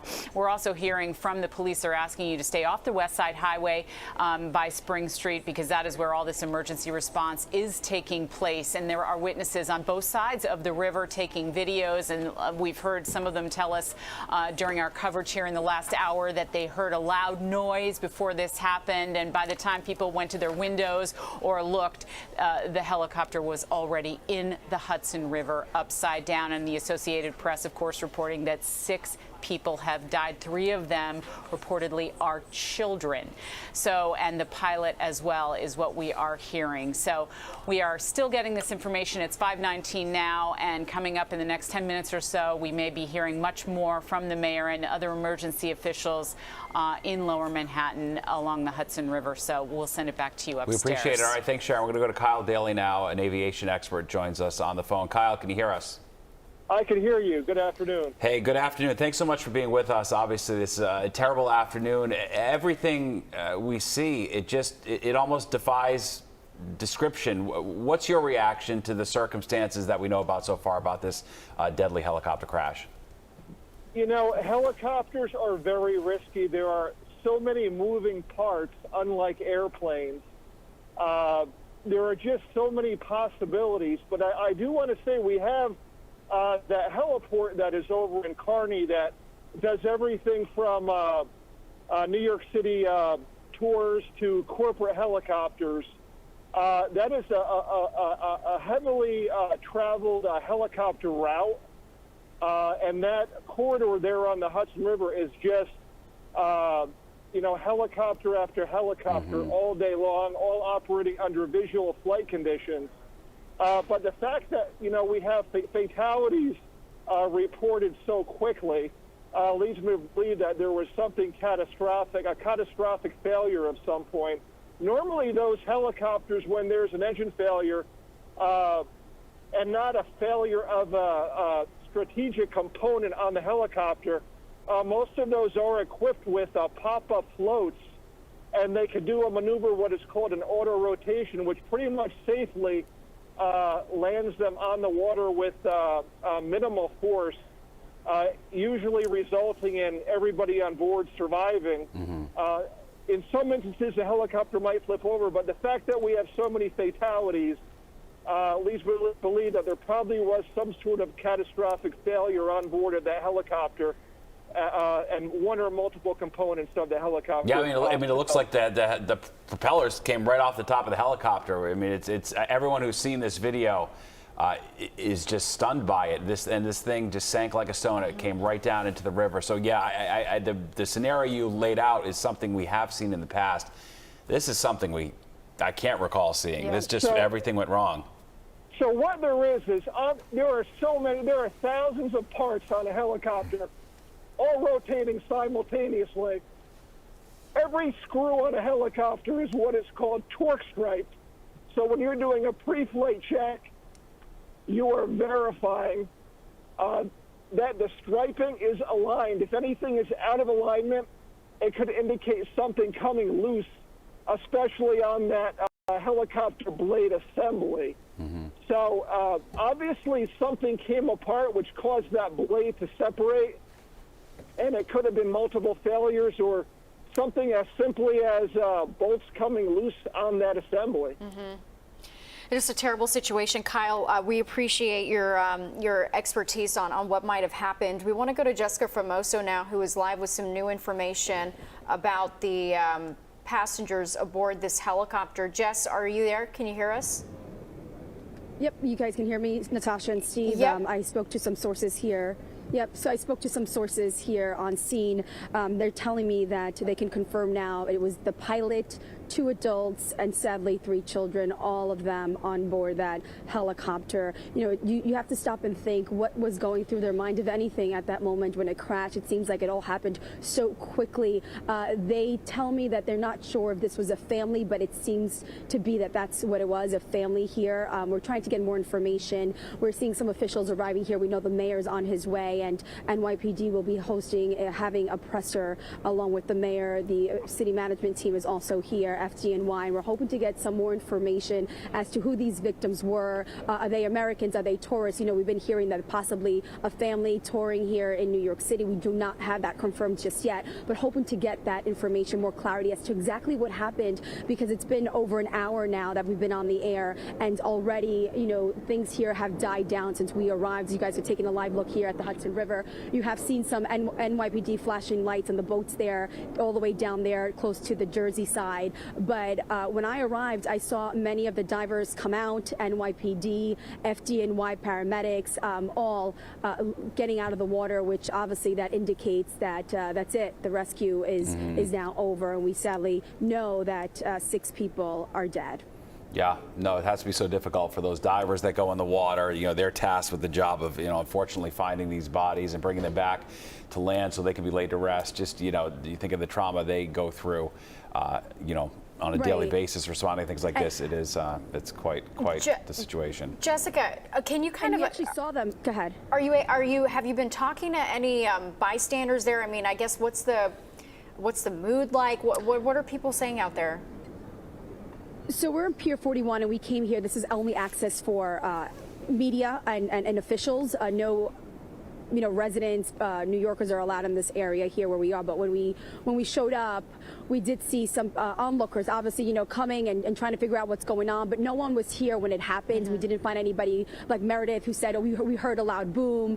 We didn't hear any of that whatsoever. We know one of the mayor's teams here, so we know the mayor's on his way, and we're hoping to get information from the mayor as well as NYPD there. We see officials walking behind. But yeah, we didn't get that sound from, like Meredith did, of people telling us I heard a boom or not. Jess, thank you. We're actually gonna clear you. You're gonna head to the press conference right now. I understand that's imminent. We'll send you there, and we appreciate your insights. And we're gonna head over to Meredith Gorman on the other side of the river. She's on the Jersey side with the update on what she sees. Meredith.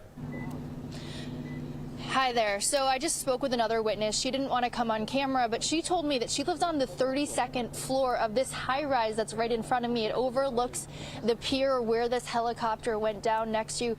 She told me she was on a work call when she heard this happen. She said it almost sounded like an engine backfire. She actually said she didn't hear a crashing sound.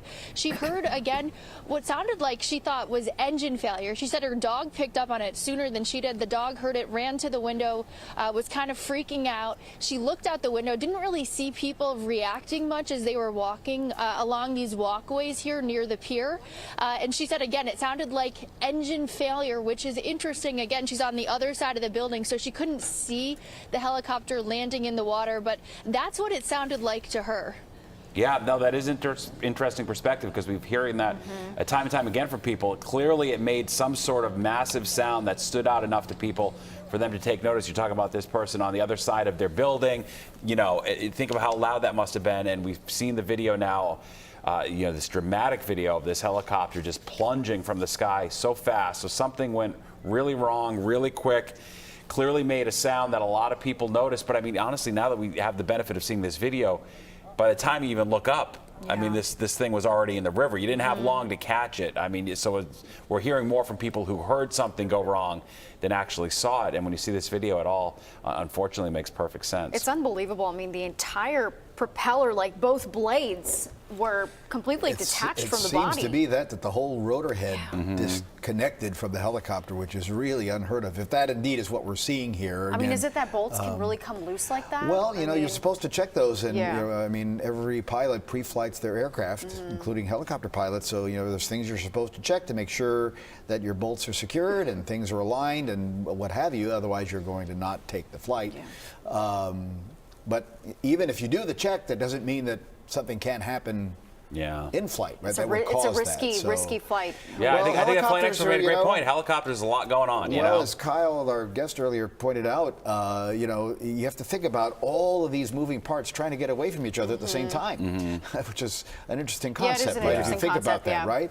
Versus, you know, a regular fixed-wing aircraft. Sure. Don't have that. Working in the right direction. Exactly. So there's a lot of energy being dispensed there. And a lot that can go wrong. Concept of torque, right? Things spinning, centrifugal force. So. Alexander, who are we going to go to now? We have Sharon. Okay, yeah, let's go to Sharon Crowley. Sharon, what can you tell us? Yeah, Natasha, I'm getting some more information from eyewitnesses to this happen before the helicopter went into the water, and I'm hoping Nick will listen to this because maybe as a pilot he can give us some insight into what exactly they saw. This is from Bruce Wall. He saw the helicopter literally falling apart, is the quote, in midair with the tail and the propeller coming off. The propeller, he says, was still spinning without the aircraft as it fell, he said. And another woman, Leslie, was looking at it happen from Hoboken, New Jersey. She saw the helicopter spinning uncontrollably before it slammed into the water.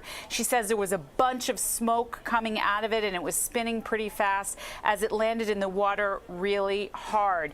And Nick, I just wanted to ask you about this testimony from Bruce Wall, who's saying the helicopter falling apart in midair with the tail and the propeller coming off, and that the propeller was still spinning with the aircraft already, I guess, detached and falling into the water. It's really quite horrific here. And as we now know, 6 people dead, 3 of them children, and it appears the pilot also died aboard that ship. And we're going to be hearing from the mayor very shortly. But Nick, I thought you might want to weigh in on just what they thought they saw. Yeah, well, you know, what that eyewitness saw, someone can confirm that by looking at the video, because you can see the rotation, the blade spinning. The helicopter's already in the water at this point. And the tail came off too. Now that's interesting because that's something new. Why would the that previous happen? video, it looked like that. It's like this thing's already apart before it even hit the water. Did the tail come off on its own? Did the blade separating slice the tail off? Right, yeah. That's to be determined, but... that would be the most logical, probable scenario, right? If the whole top propeller came off, it looks like it almost, you know, hit the back of the helicopter, and then it just fell. Exactly. But once the whole top of if that whole rotor head came off, that was it right there, because there's no lift anymore being generated by the blades. So it's free falling. It's free falling, and then potentially spiraling down because of the momentum that it was. Luckily, it was going so fast it didn't even do that. Yeah. I mean, you could sort of see there was a little bit of a spiral in that one video we had earlier, but it definitely would be uncontrollable at that point. Yeah. All right, let's go to Meredith Gorman now. Meredith, you've been with some bystanders and some witnesses. What more can you tell us? Sure. So again, the witnesses are kind of few and far between out here, but we have noticed that this ship that has a crane looking attachment to it has moved closer to the wreckage of where this helicopter is. There were some people standing on the boat a few seconds ago looking over at the helicopter. It seems like, you know, that's in place to help lift the wreckage out of the water whenever they decide to do that. I know we've heard that the last victim was finally pulled from the water just a short time ago. So again, since that happened, this ship that looks like it will lift the wreckage out of the water has pulled up to the pier, and it looks like they are kind of congregating over there. Yeah, that's unfortunately where we are in this situation. And Meredith, thank you for your perspective. Kind of recovering the pieces at this point of what happened, the getting the devastation. helicopter out, that's the last thing there is to do. And then I feel like I remember on the Miracle on Hudson, they take up the West Side Highway, they take it to some facility somewhere. Yeah, they'll take it somewhere to analyze what happened and try to collect all the pieces, since it indeed looks like things came catastrophically apart on the helicopter. So they're gonna have to try to find those pieces. I mean, the one young boy that we interviewed earlier said he saw the blade floating down the river. The blades, I think that was his comment. So there's a hint right there where they're going to be searching to try to recover pieces of the helicopter to try to put it back together again and figure out what went wrong. And really right now it's just eerily quiet on scene, looking at that helicopter upside down where it landed after something went catastrophically wrong on board at 3:17, so just a little over 2 hours ago. To bring you up to speed, if you're just joining us now, 6 people dead, 3 children after this crash that took place a couple hours ago, Hudson River, Jersey City side. We're looking, that's the Holland Tunnel, to give you the air vent above it, to give you a sense of where this is all taking place. We're waiting to hear from Mayor Adams, public safety officials, what we know about more. But unfortunately, I think things went so horribly wrong so quickly, we really learned a lot in a short amount of time. There's not much mystery as to, we realized this was worst case scenario pretty early on, and 6 people now are dead as a result. Yeah, on that note, let's bring in Kyle Bailey, aviation expert. Kyle, when we were talking to you last, we kind of just we learned that the propeller blade broke off, and we even heard from a witness that maybe the tail had also broken off, and there were a few different splash zones there in the water. What can you tell us? Kyle, are you on the phone with us? Yes, I am. Thank you very much. So with that tail boom being completely off, leads me to believe that it most likely would have been sliced off by the main rotor blade or blades at some point. So based on the G situation, if you could imagine, like, if the helicopter climbing rapidly or ascending, those blades flexing downward, but it probably would be the opposite, where the helicopter would be descending, and based on the G-forces, the main rotor could slice that tail boom right off. And that's what you would see, is you would see that tail rotor still spinning. So that's the key point, what that eyewitness saw. And also keep in mind, if this was a simple engine failure, I don't want to say engine failure is a non-event, but usually an engine failure results in most of the occupants surviving if it's executed properly. But I think, there was a major catastrophic failure. And again, that tail boom, if that witness was, in fact, saw that correctly, would lead me to believe that was sliced off by the main rotor of that helicopter. Kyle, it seems like the whole rotor head itself separated, which I think is such a rare occurrence, right? I mean, I don't know how common that is.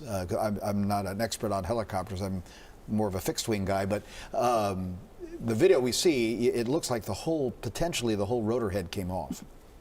Yeah, and that would be a result of just so many hundreds of parts on there. And not only do you have parts, but those parts are constantly in motion and constantly subject to excessive vibration. So if something was overlooked on a pre-flight check, and like I said earlier, every single nut and bolt on there is torque striped with a stripe, so it's visible to the human eye on pre-flight. If something is coming loose or came loose, you would see that straight stripe kind of like separated.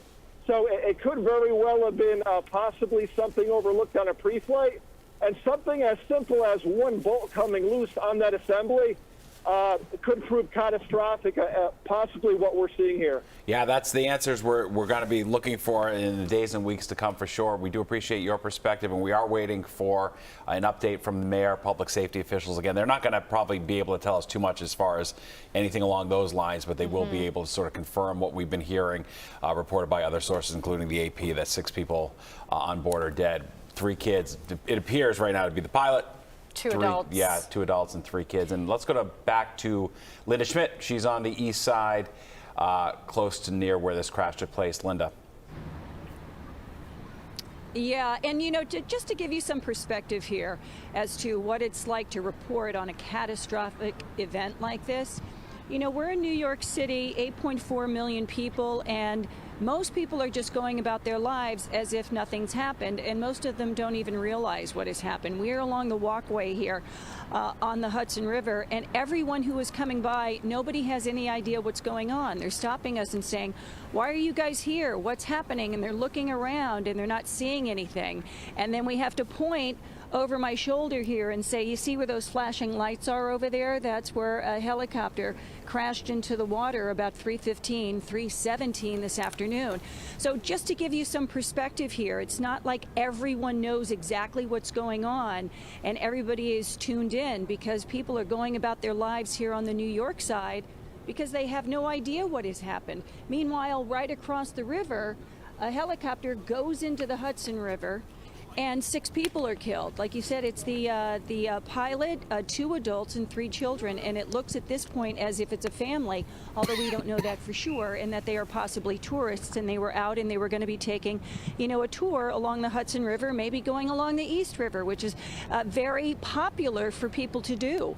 I've actually done that myself, been in one of those helicopters many years ago, and going along the East River and then going over into Jersey, and it's a beautiful way to see the city. But as J.P. Tristani, the retired pilot that you guys were talking to earlier, as well as our very own Nick Gregory, has said, helicopters can be very dangerous. It's not like being on a major jetliner. It's can be a fragile, what do you say, vehicle? What's the word that I'm looking for, guys? Yeah, it only takes one little thing to go wrong, and you can have all sorts of problems. No doubt about it. Yeah. Yeah, and then it goes plummeting down into the water. Now, Jessica Formoso, my colleague, she is up by the Pier 40. We're near Pier 34. They're going to be having a news conference up there shortly. The mayor has been briefed, obviously, on everything that's going on. The fire commissioner is also going to be there, as well as NYPD Commissioner Jessica Tisch. She is going to be there. FDNY had a massive response. They had boats out there. They had divers. They had medics. State police with New Jersey was there. They had the Coast Guard there. The NYPD is on this side, on the New York side. And then they also had emergency crews. I'm sorry, hon, we're in the middle of doing something here. Thank you. As I said, people walking around, they're just amazed at us standing here trying to figure out what's going on. And they come up to us and get right into our faces sometimes. So that's what was about to happen here. So I had to interrupt the young person who was walking by. But anyway, a massive emergency response here today, as there always is. But of course, we're going to learn much more information from the news conference, although we have learned so much, Steve, as you were saying before, in a very short amount of time. Yeah, a testament to how, unfortunately, how horribly wrong this all went. I know normally it takes so much longer to figure out, but the evidence here just revealed itself so quickly as more and more video came in. And Sharon, I believe, is joining us now. Linda, thank you. Yeah, let's actually go to Meredith, because Meredith, you have a live witness with you right now. I do, yes. Hi, guys. So I have Liza right here. She lives, again, in this high-rise building that overlooks the wreckage of the helicopter. Now, she was home. You were home with your entire family when this happened, and you said your son was woken up by the crash. How old is he, and what happened? Yeah, so I was actually working right across the river, right up in Hoboken. But my husband was home, my nanny was home, and my 2-year-old apparently heard a loud boom, and they didn't know what it was, but it turns out it's the helicopter that crashed. So I don't really know what I'm going to say to the baby when I get home now. But my husband was home the entire time, and he said that he also heard a loud boom. Wasn't sure what it was. Turns out it's the helicopter. One of my good friends in the building said that she saw debris falling from the sky. We didn't know it was a helicopter, and yeah, it's very scary. I just went to go get my groceries, and I see like little particles of the helicopter in the river. It's terrible. Yeah, and so, I mean, I see you holding the grocery bag right here. You're saying you just saw helicopter debris in the river moments ago. Like, literally, like, just now. Like, white little pieces. Like, they were saying that they're, like, belongings of the passengers. It's terrible. Terrible. Terrible. So it didn't exactly look like, for example, a helicopter rotor or anything. You couldn't really make out what it is unless you knew what happened? Really loud. All I know is there was a loud boom, but, like, I didn't see it go down, but it turns out that's what happened, and now there's particles in the river. So it's very scary. Yeah, and in terms of just talking to people that you know in the building, were people freaking out once they... everyone's freaked. My husband called me and he was like, helicopter went down. I'm like, what? Because my office doesn't have a window, so I was just like, what? And then I came outside and it's insane. Like, there's so many... I can't believe this happened. It's terrible, really terrible. But yeah, there's just loud boom, debris falling, and now I see pieces in the river. So I don't really know what I'm going to say to my 2-year-old when I get home. You know, it's scary. Yeah, thank you so much, Eliza. Again, there's some updated news for you guys. There's still helicopter debris floating in the river right now. Yeah, that's what we're taking a live look at. You can see that helicopter debris there. Is that the ship that's going to be lifting it up? That's a bit of a crane that's going to be lifting it up. And we just heard from that witness who was with Meredith. I mean, yeah, there's so many people, middle of the day, they're working. She also talked to a woman who's on the 33rd floor of a high-rise and who was able to hear this. The dog heard it. I mean, this was quite the scene. And then now we're looking at the video, and it's unbelievable. I mean, Nick, you've been flying for so long. I mean, to see something like that, the propeller, the entire rotor, that's the amazing thing.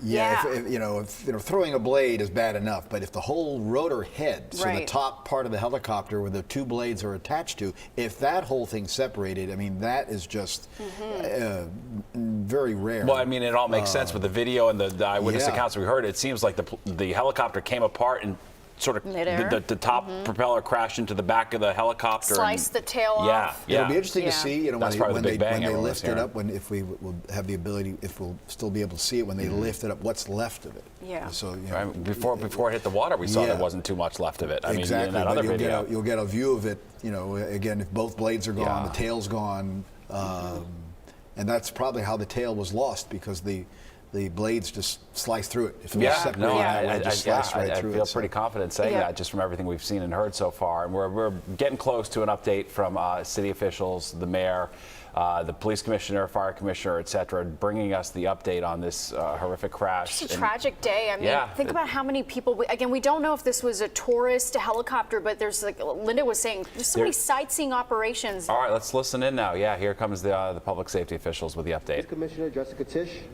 and Emergency Management Commissioner Zach Isco. We are here on the scene as Pier 40 on the west side of Manhattan, where earlier today a passenger helicopter crashed into the Hudson River. Our response was swift and coordinated. We have the FDNY, the NYPD, the Office of the Chief Medical Examiner here on the scene assisting with rescue efforts. New York City Office of Emergency Management was coordinating efforts on the ground with our public safety agencies. As our state and federal partners, including the FAA, the Port Authority, and the United States Coast Guard, the National Transportation Safety Board, the U.S. Army Corps of Engineers, and our partner agencies in New Jersey. When an emergency like this happens, and strikes, this team responds with expert speed and professionalism. I want to thank all of our brave first responders for assisting in the rescue efforts and the ongoing investigation into this tragedy. For more information, I would like to turn it over to Mayor Eric Adams.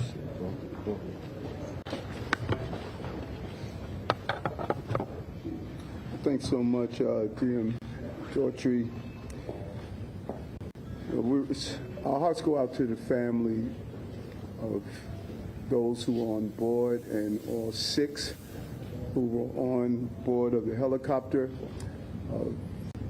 It's almost reminiscence of the plane going down here on the Hudson River, but thank God we didn't lose any lives back then. It's still fresh and it's still new. The investigation is ongoing, and we have the entire family members. We're lifting them up in prayer.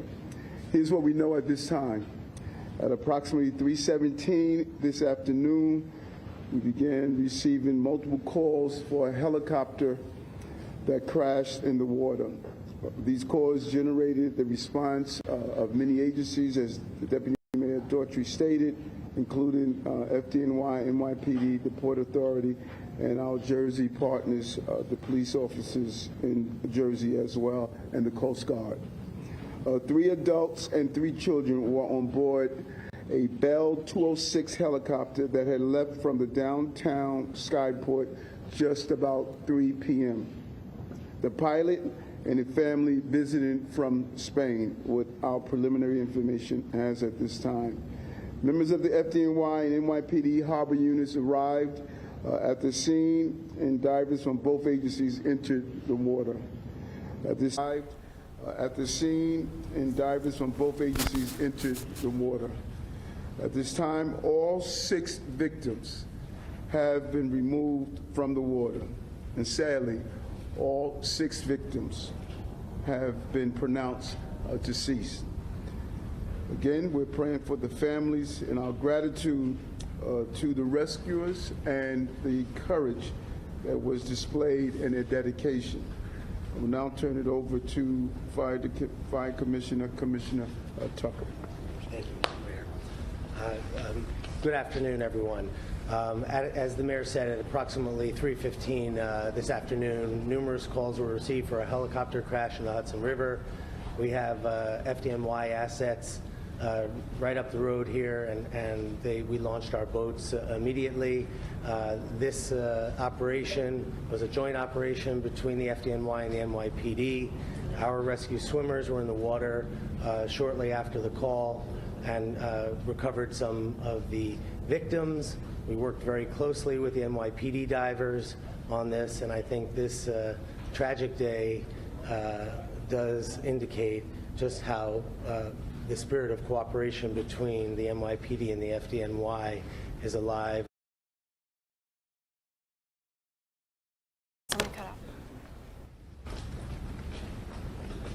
Good afternoon. The mayor covered most of it, but perhaps I have a few details to add here.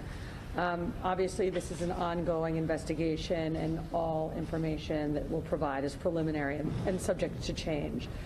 At approximately 3:17 this afternoon, multiple 911 calls started coming in reporting a helicopter crash in the Hudson River near the New Jersey coastline off the coast of River Drive in Hoboken. NYPD units from aviation, harbor, scuba, and patrol all responded, with our first units arriving at the site within minutes. Our NYPD divers entered the water along with rescue personnel from the Port Authority and various New Jersey agencies. According to the manifest, aboard the helicopter were 6 people, 1 pilot, 2 adults, and 3 children. NYPD divers pulled 4 people from the crash site, and FDNY divers recovered an additional 2. Immediately on scene, and 2 more were removed to local area hospitals, where sadly both succumbed to their injuries. Names are being withheld at this time pending family notification. Here is what we know about the flight, and this is based on flight tracking software. a Bell 206 helicopter flying for the tour company New York Helicopters took off from the downtown Manhattan heliport at 2:59 p.m. The aircraft flew south before turning to fly north along the Manhattan shoreline up the Hudson River. At 3:08 p.m., the helicopter reached the George Washington Bridge and then turned again to fly south along the New Jersey shoreline. Shortly thereafter, the aircraft lost control and hit the water just a few feet off the coast of Pier A Park in Hoboken. The cause of the crash is currently under investigation. A few questions. Go ahead. Can you list the ages, please, of all the occupants?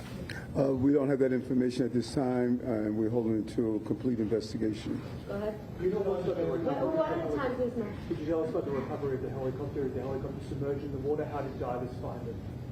I'm sorry, Steve? How did divers find the helicopter? Is it submerged? And what happened and how did you recover it? The helicopter hit the water, we believe, inverted, and it was the cabin piece was visible above the water. Mark, go ahead. Do you know why the family was in town? Was they on vacation? No, still preliminary investigation. Jen? Any background on the pilot? Any past incidents with him or perhaps anything with the crash? It's still, as you see, this is fresh. All this is preliminary, and we're going to look into that. Time for two more. Go ahead. Do you have any idea of how old the helicopter was, the age of it? And also, we had witnesses telling us that the helicopter seemed as if to stop in midair, and there were pieces of the helicopter falling off before it actually hit the water. Have you heard of that? Do you know why? As part of this investigation? You have anything on? Yeah, I think the entire incident is under investigation by the NTSB and the FBI and obviously local authorities as well. Is that something though that you have seen, that you have heard witness accounts of? It's consistent with 911 calls and witness reports. Got it. Last question. Go ahead. I just wanted to ask the genders of the people that were involved, the children especially. Still an investigation. We want to be cautious about releasing any information until we're able to notify family members and the communication with the consulate. Yeah. And before we close, just lastly, when myself and Commissioner Tucker arrived on the Jersey side of the Hudson River, we were met by the first responders and they told us they did everything they can to try to save these victims. And you can see the trauma in their face. They did everything they can, and they wanted me to make sure that I made that public. They really tried their hardest. So thank you. Yeah. Thank you all so much. Thank you.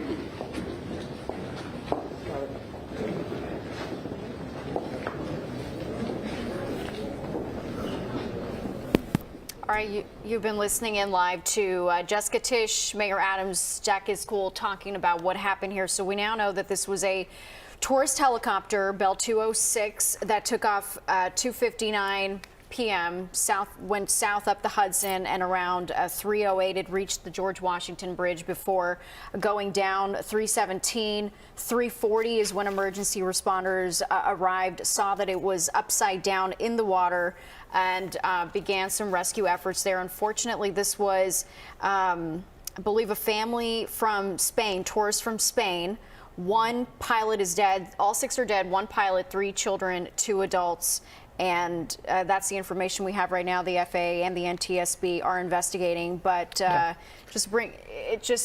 was quite the situation with the helicopter just coming apart. We saw at one point that the entire propeller came off, appears to have sliced the tail before the actual body of the helicopter came plunging down into the river. So Nick, let me get your opinion on this. Obviously, with knowledge of flying, they didn't exactly say, but this should have been an in-flight structural failure is what we're seeing happen, correct? That's what we're suspecting based on the video and eyewitness reports. Again, that one video sort of tells the story because you can see 2 splash zones in the water, the first being the actual body of the helicopter, but then moments later was the spinning blades. Yeah. And so it appears that potentially the whole rotor head, there's 2 blades, there you go, you can see that on the video there.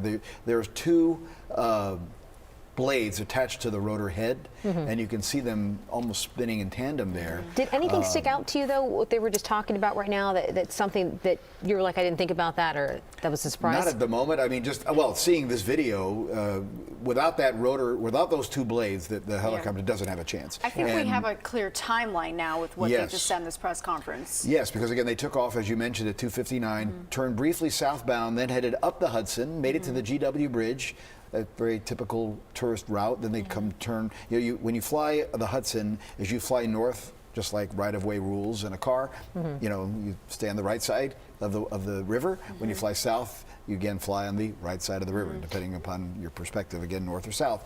So a very typical tourist flight. And again, when you see this, that potentially the whole rotor head came off, and we heard reports that the tail was missing. So the rotor blades themselves may have sliced off the tail, and now you're talking about a helicopter with no lift falling from potentially 300 feet, let's say.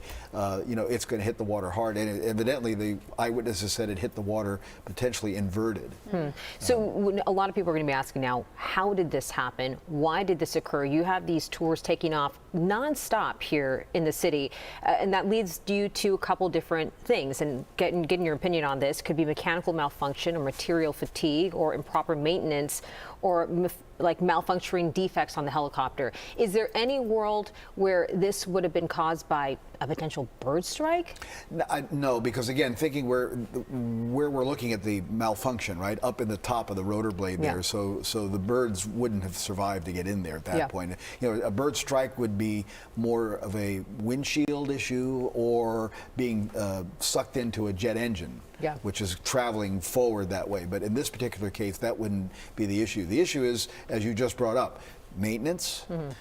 Was there a proper pre-flight inspection? I mean, that's very important, right? I mean, we emphasize that any pilot, whether you're flying an airplane, an airliner, a helicopter, a small single-engine airplane, a pre-flight inspection is mandatory, right? It's required. So you should be checking things out that could lead to potential catastrophic failures. Now, that will be part of the investigation. What's the maintenance history?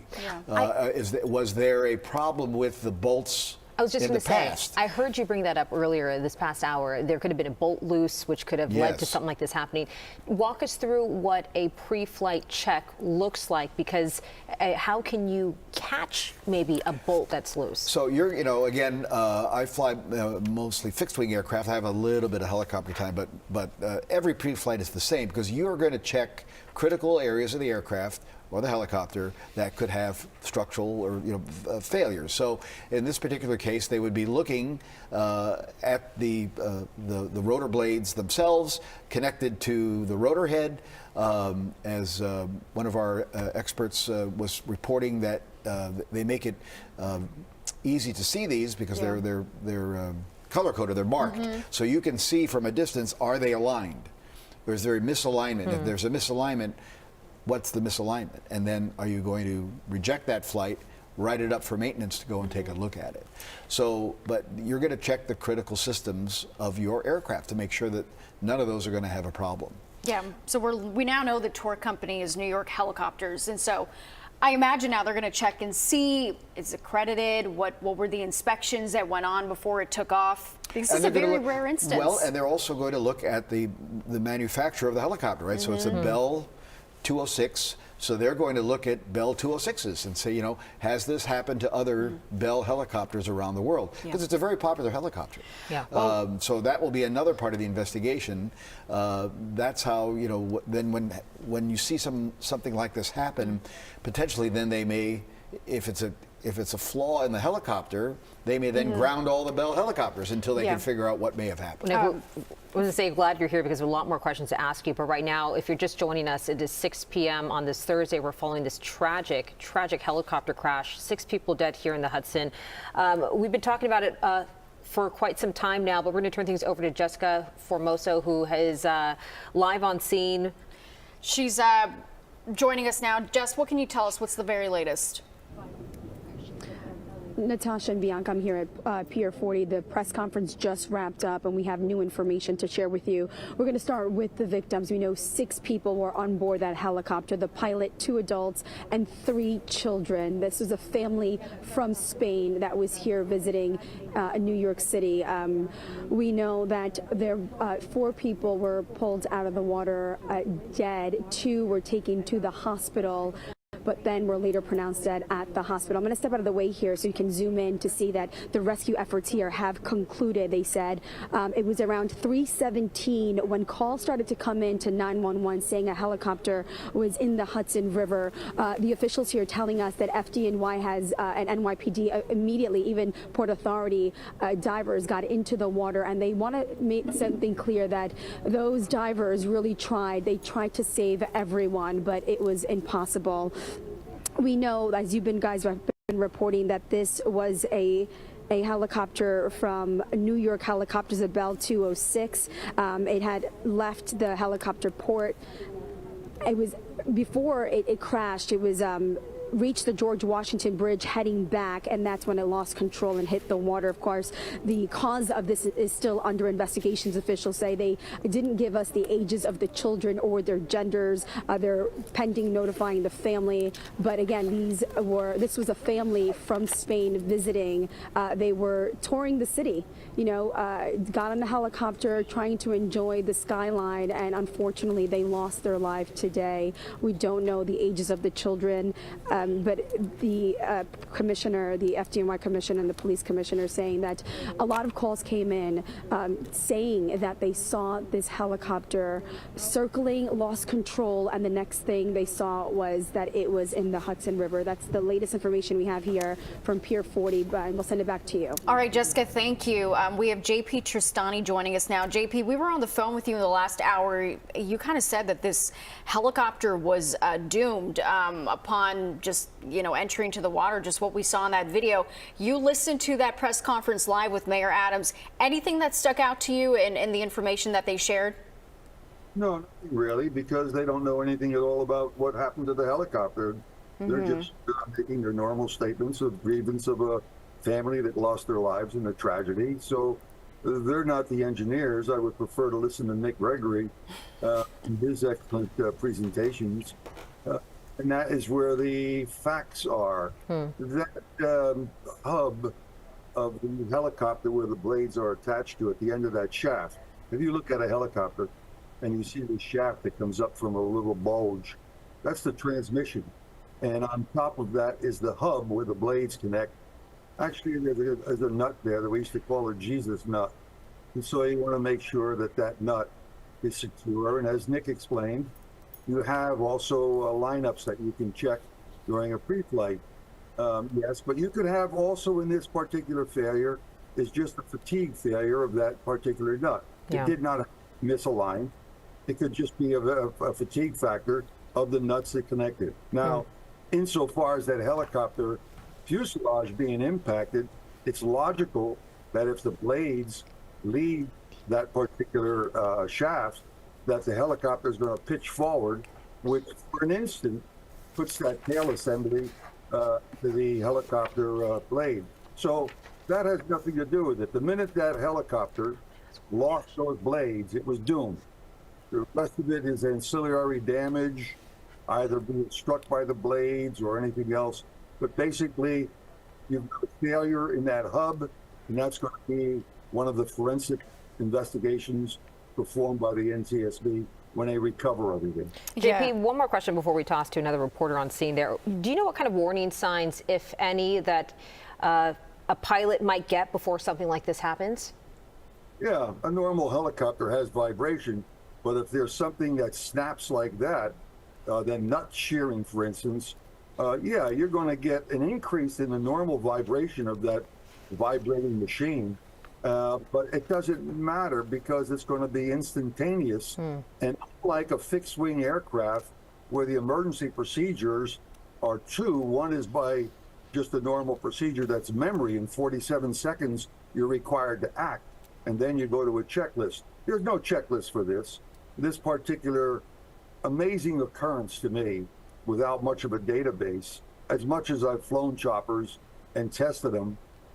Helicopters are basically a unstable aircraft with the autopilots on, unlike a fixed-wing aircraft that has stability. So I prefer doing stability and control on a fixed-wing aircraft, fighter, transport, than a helicopter, which is inherently dangerous.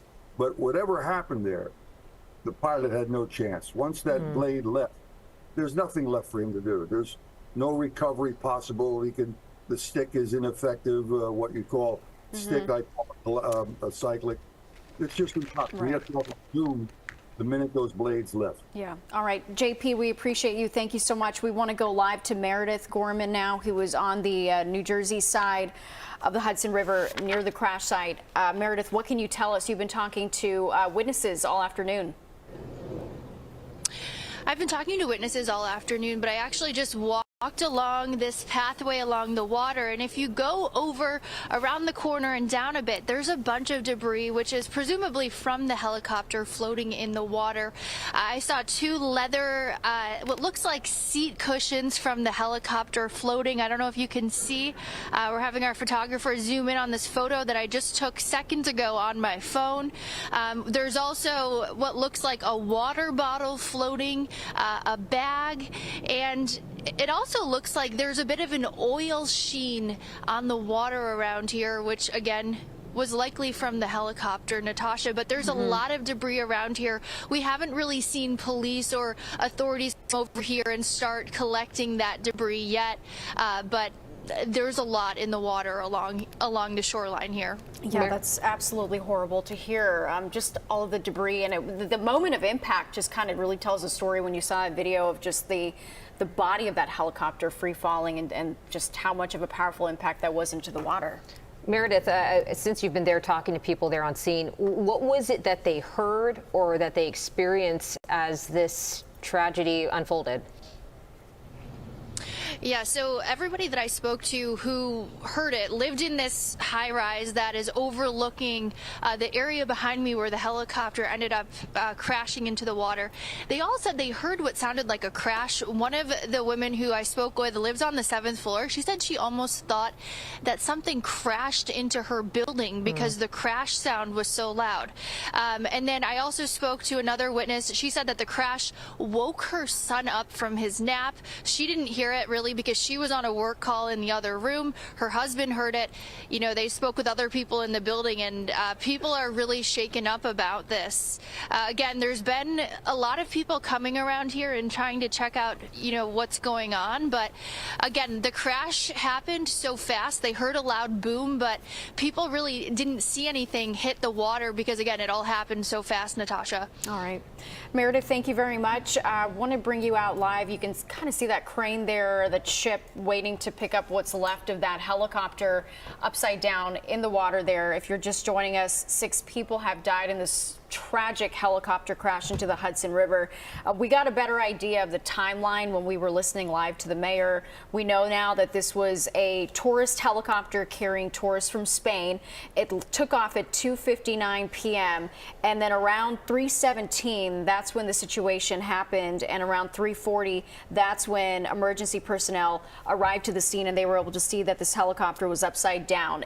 We came on air sometime around, I would say, 4 o'clock or so, and at that point, piecing it together, then we saw the video, which was quite shocking, of what looked like the blade coming apart from the body of the helicopter, and then we're starting to see, you know, what's left of it, putting together all this information,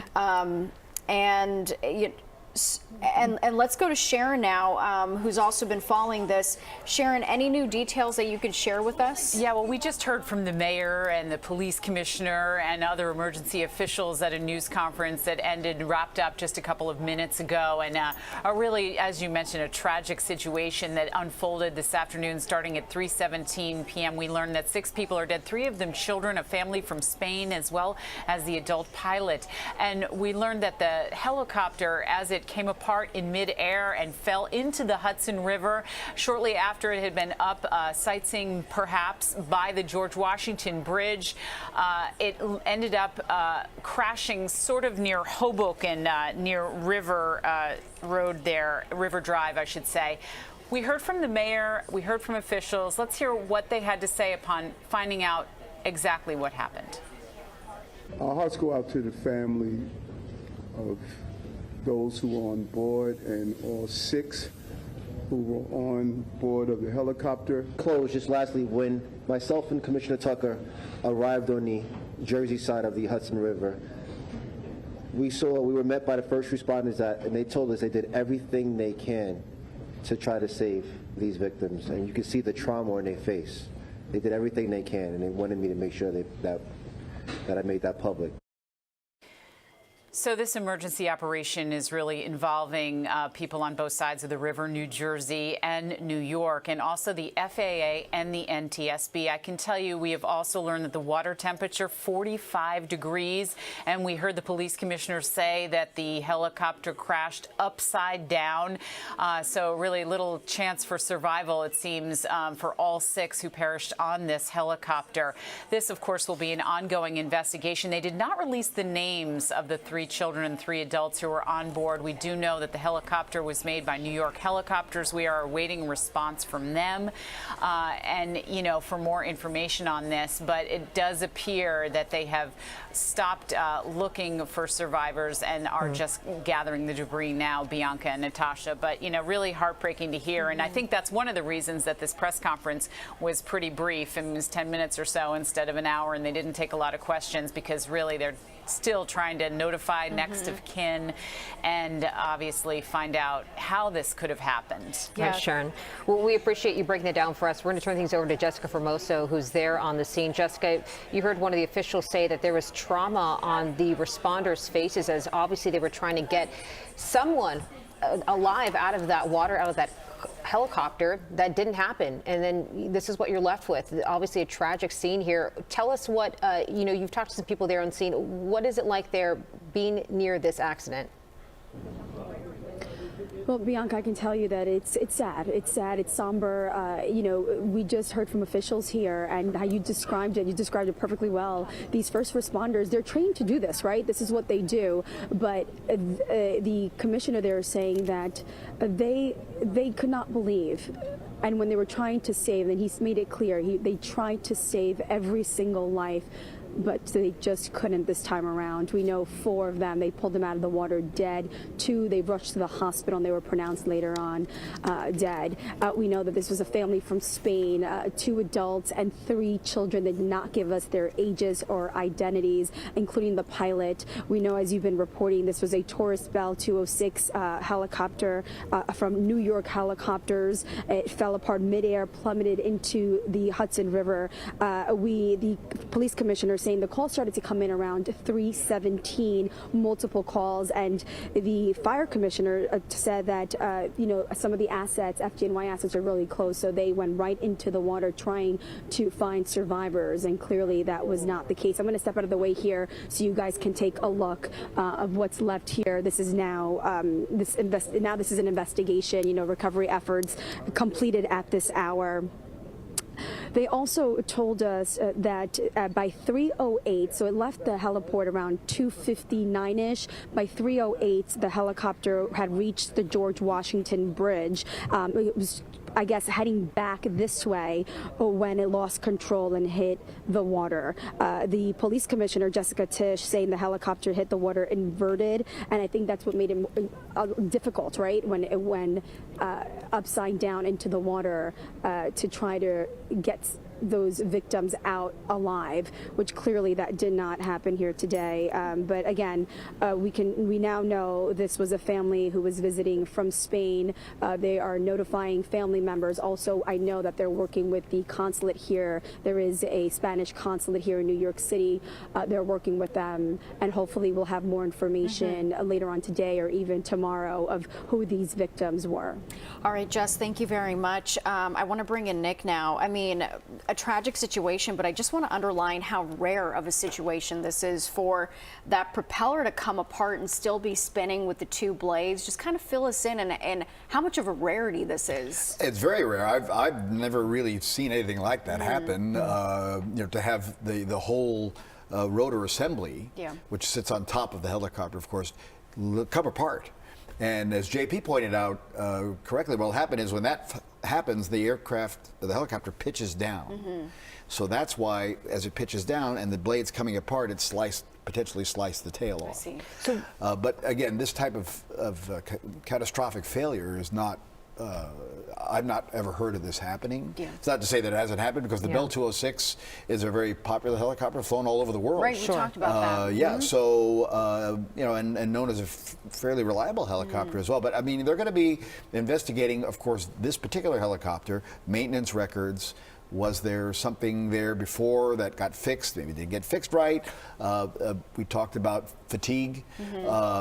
Was there what are called airworthiness directives? So the FAA puts out things called airworthiness directives, which are, some are mandatory fixes, some are you fix it at the next inspection, some is you just have to look at it every 100 hours or 200 hours that you fly.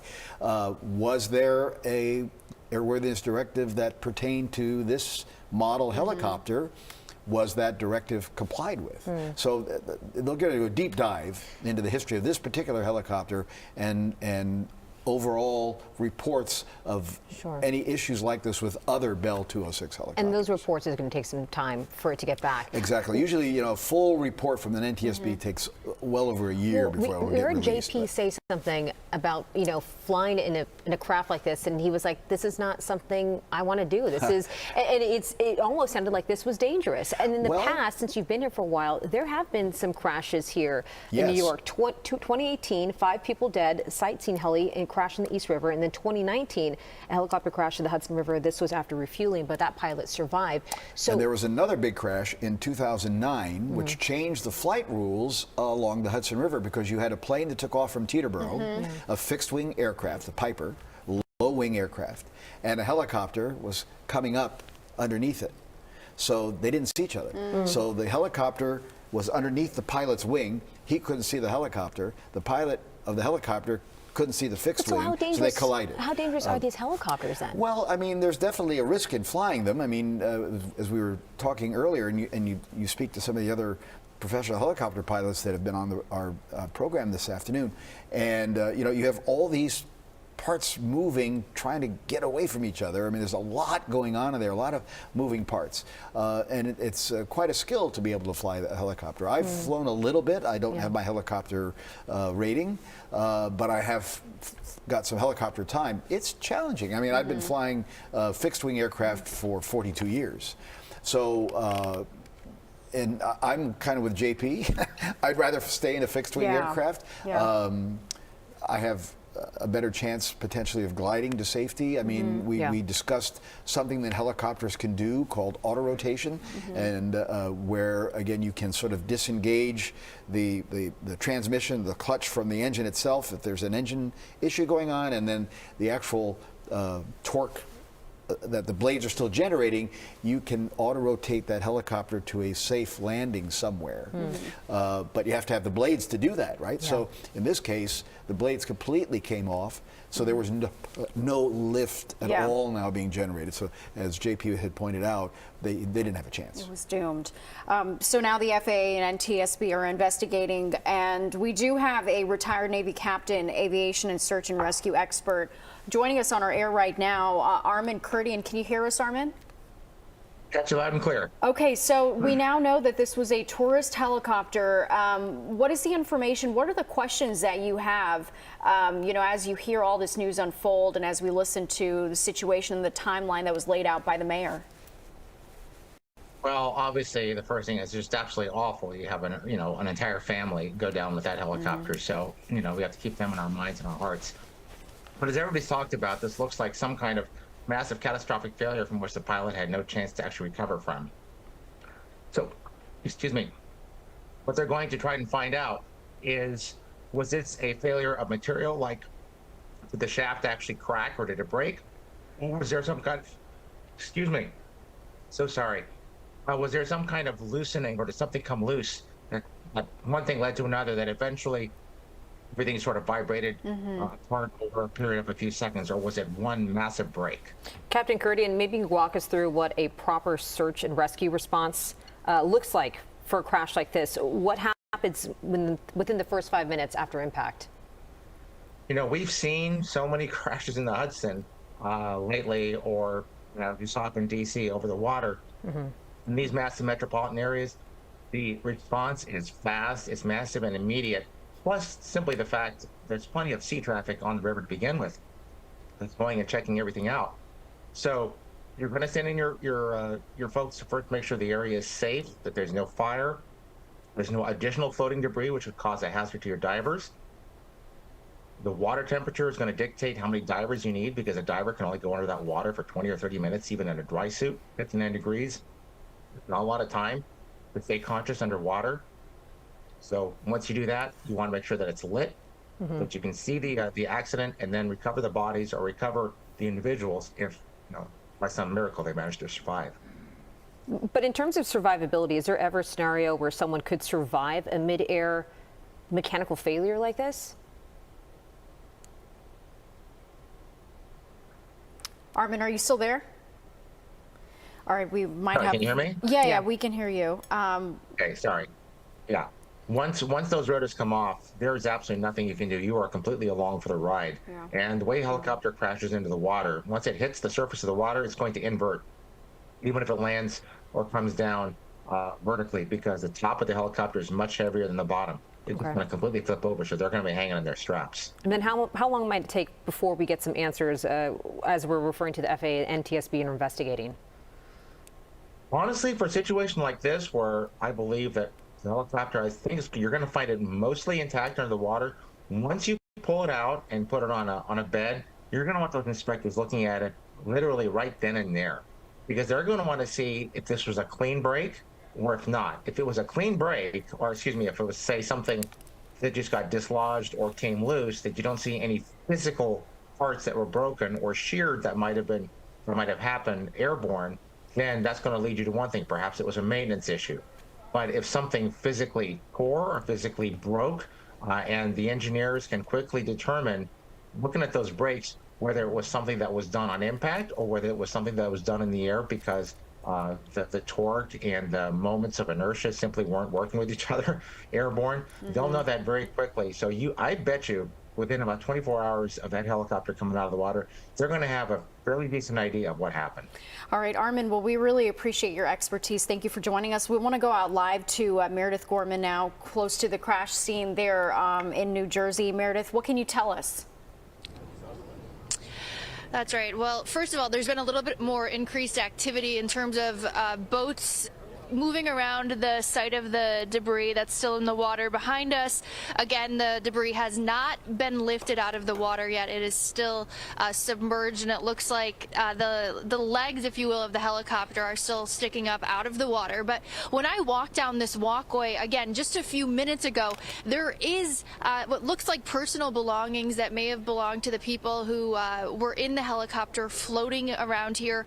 We saw what appears to be two brown leather seats that, again, you would assume came from this helicopter floating in the water. And there's also what seems to be an oil sheen on the water near where the helicopter crashed. Again, I talked to people that live in these neighboring buildings. A lot of them were home, working from home when the crash happened. They all heard a boom. They said it woke some of their babies up. Their dogs heard it and were startled and, started barking. And it's very somber, and people are really sad here. And again, when I first got to the scene earlier, I spoke with a young boy named Leo who was walking this walkway after school with his mom, and he actually saw a lot of the helicopter debris, and he took a video of it that he shared with me. Take a look here.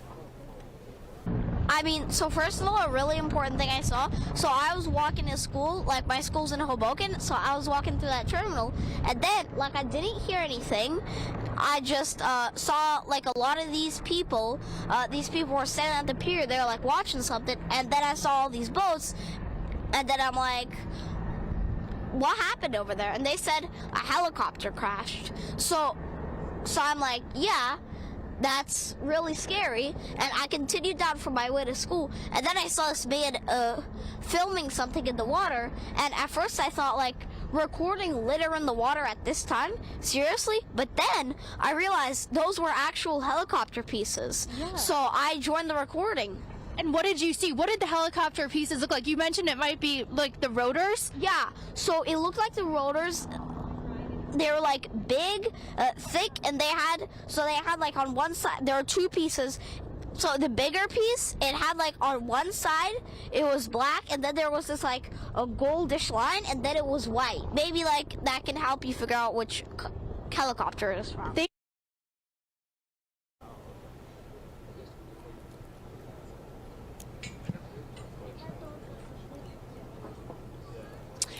Yeah, that's right. Again, people are just getting home from work, it seems like, around here, and we've seen a lot of people walking their dogs, people with families just coming to take a look, again, at the helicopter wreckage, which is still in the water.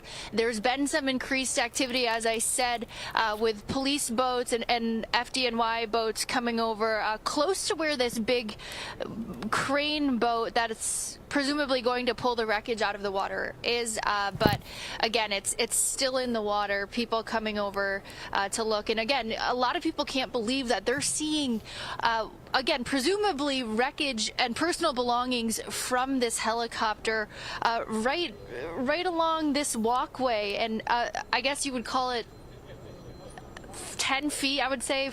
Not 10 feet, maybe 30 feet from these high-rise buildings. There's wreckage in the water floating. So police have not removed anything yet in terms of the materials from the water, guys. Yeah, it's inconceivable. It's heartbreaking. Meredith, thank you. I mean, this is a sightseeing helicopter. So many of them taking off, and there's so many helipads around that area of the Hudson River, too. And so it is truly, truly a heartbreaking afternoon on the Hudson River. We want to go to Jessica Formosa, who's been live along Pier 40.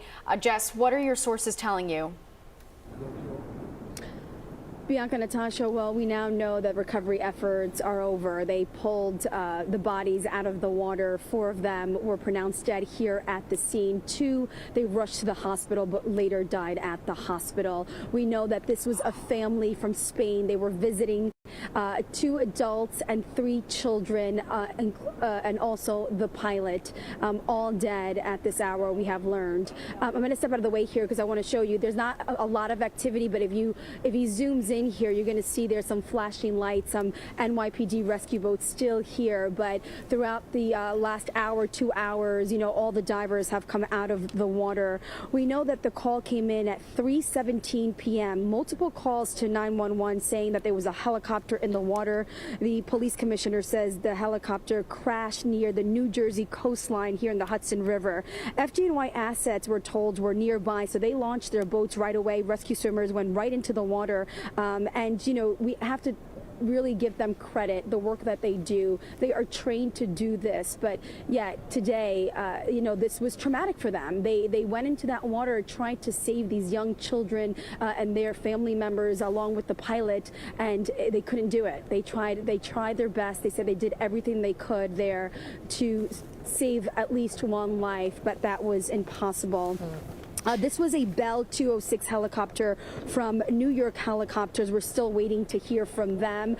You know, we did ask the mayor and the police commissioner and other officials here if they knew anything about this pilot. Was he an experienced pilot? Was he not? When was the last time this helicopter was inspected? Those questions they could not answer, saying that this is still under investigation. But we know at 3:08 the helicopter had reached the George Washington Bridge. It was turning around, but shortly after, within, they say, seconds, that's when the helicopter lost control, crashing into the Hudson River upside down. And I think that's what made it difficult to try to get that family and that pilot out alive. But we're live here at Pier 40. I can tell you the mood here, very sad. We have seen, we saw divers come out, paramedics come out of the water, and you can see it in their faces, just how traumatic this has been, how sad. You can only imagine. We don't even know if that family and that pilot had a chance to even think or see what was happening. You know, it happened so quickly that what went through that family's mind, those children, we don't know their ages, we don't know their gender.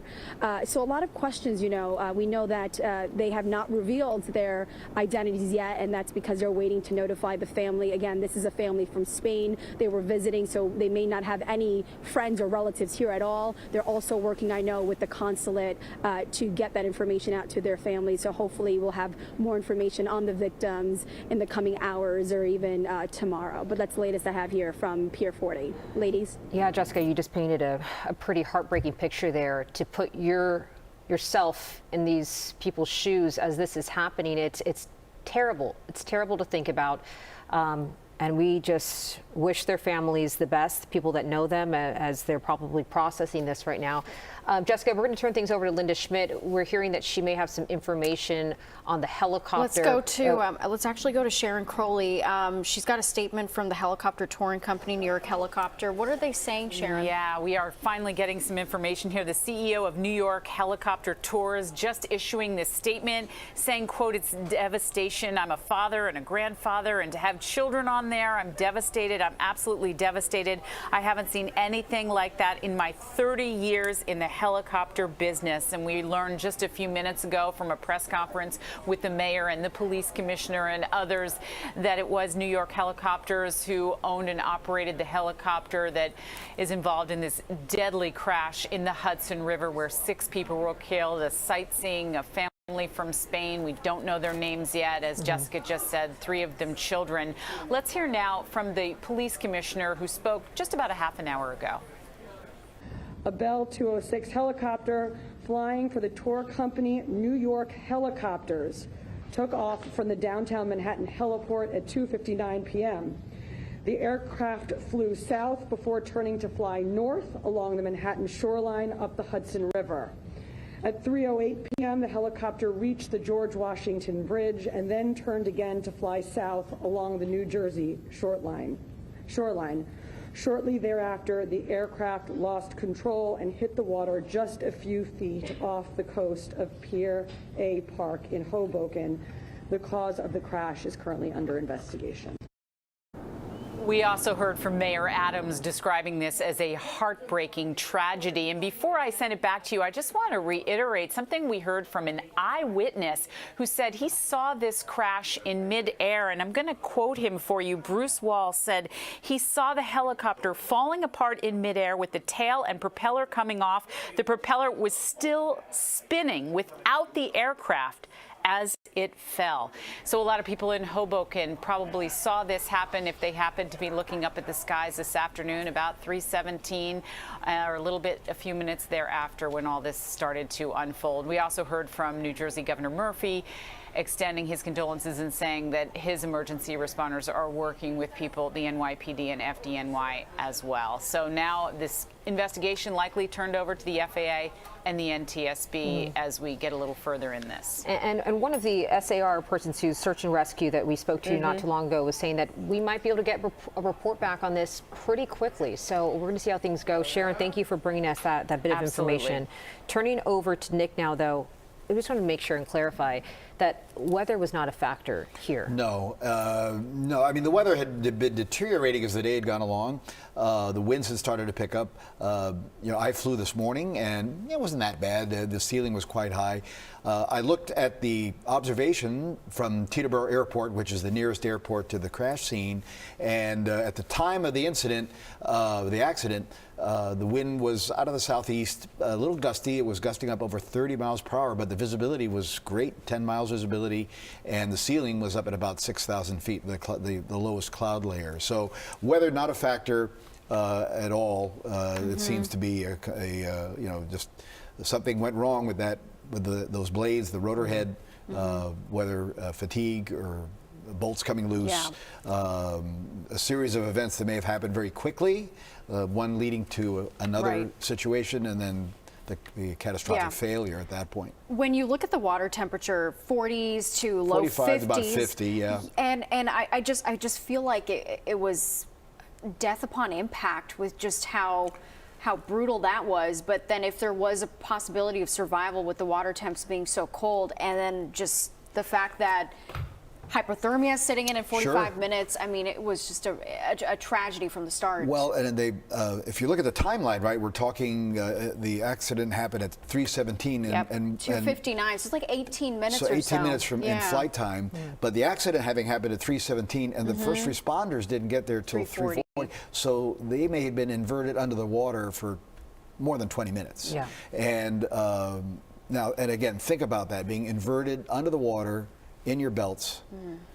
No training to be able to get out of there, right? So just a recipe for disaster. It's really difficult to paint that picture as you asked us to do.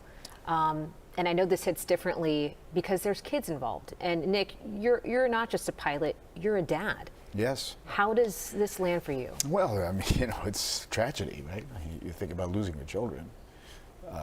And again, something like this, if you think about training, where you do egress training, right? Where you would practice in a scenario where you dive into the water, the vehicle goes into the water, goes inverted, and you try to get out. And again, there's disorientation, there's darkness, you don't know what's going on. But here, the tragedy again, and here what potentially looks like a whole family was lost. Tourists from Spain visiting New York.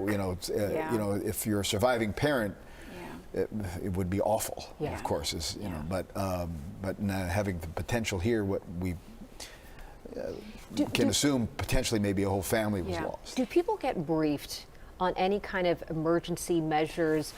What would happen if you land in the water? I know this happens when you take off in a helicopter. They tell you you have flotation devices underneath you, but that's about it.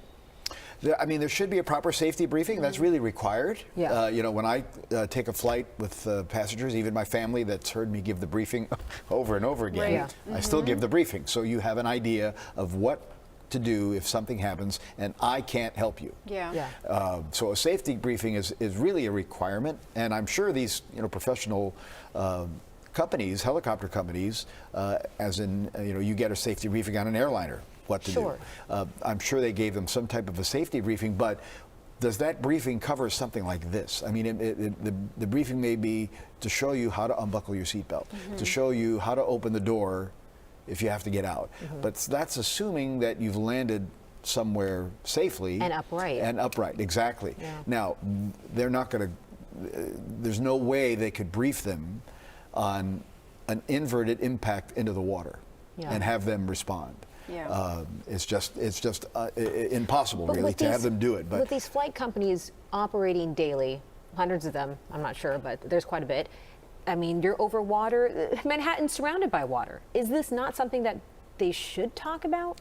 Well, again, it's probably done in a briefing if it's going to be a normal, potential off-site landing, let's say. So where, as we discussed, a helicopter, if it has an engine issue, you can sort of detach the blades from the clutch there is what we would call it, the transmission. And so now the blades are still spinning. So the helicopter pilot takes that energy that they're still generating to what's called auto-rotate the helicopter down. So he's still getting lift. He's still able to somewhat directionally control the helicopter, he or she, and make a landing upright, either in a field, in the water where the potential floats that are on the skids would then inflate, and the helicopter would then be upright. So the briefing would include, if that happens, this is what you do. If I can't, as the pilot, get back to you, this is how you unbuckle your seatbelt, this is how you open the door, when you exit the helicopter, stay away from the blades, that type of a briefing. But this type of a scenario, being very rare, really, how do you brief for that? You really can't. So. Well, Nick, the fact that you're a pilot, your expertise has been invaluable in the last 2.5 hours that we've been on air, just uncovering this live together.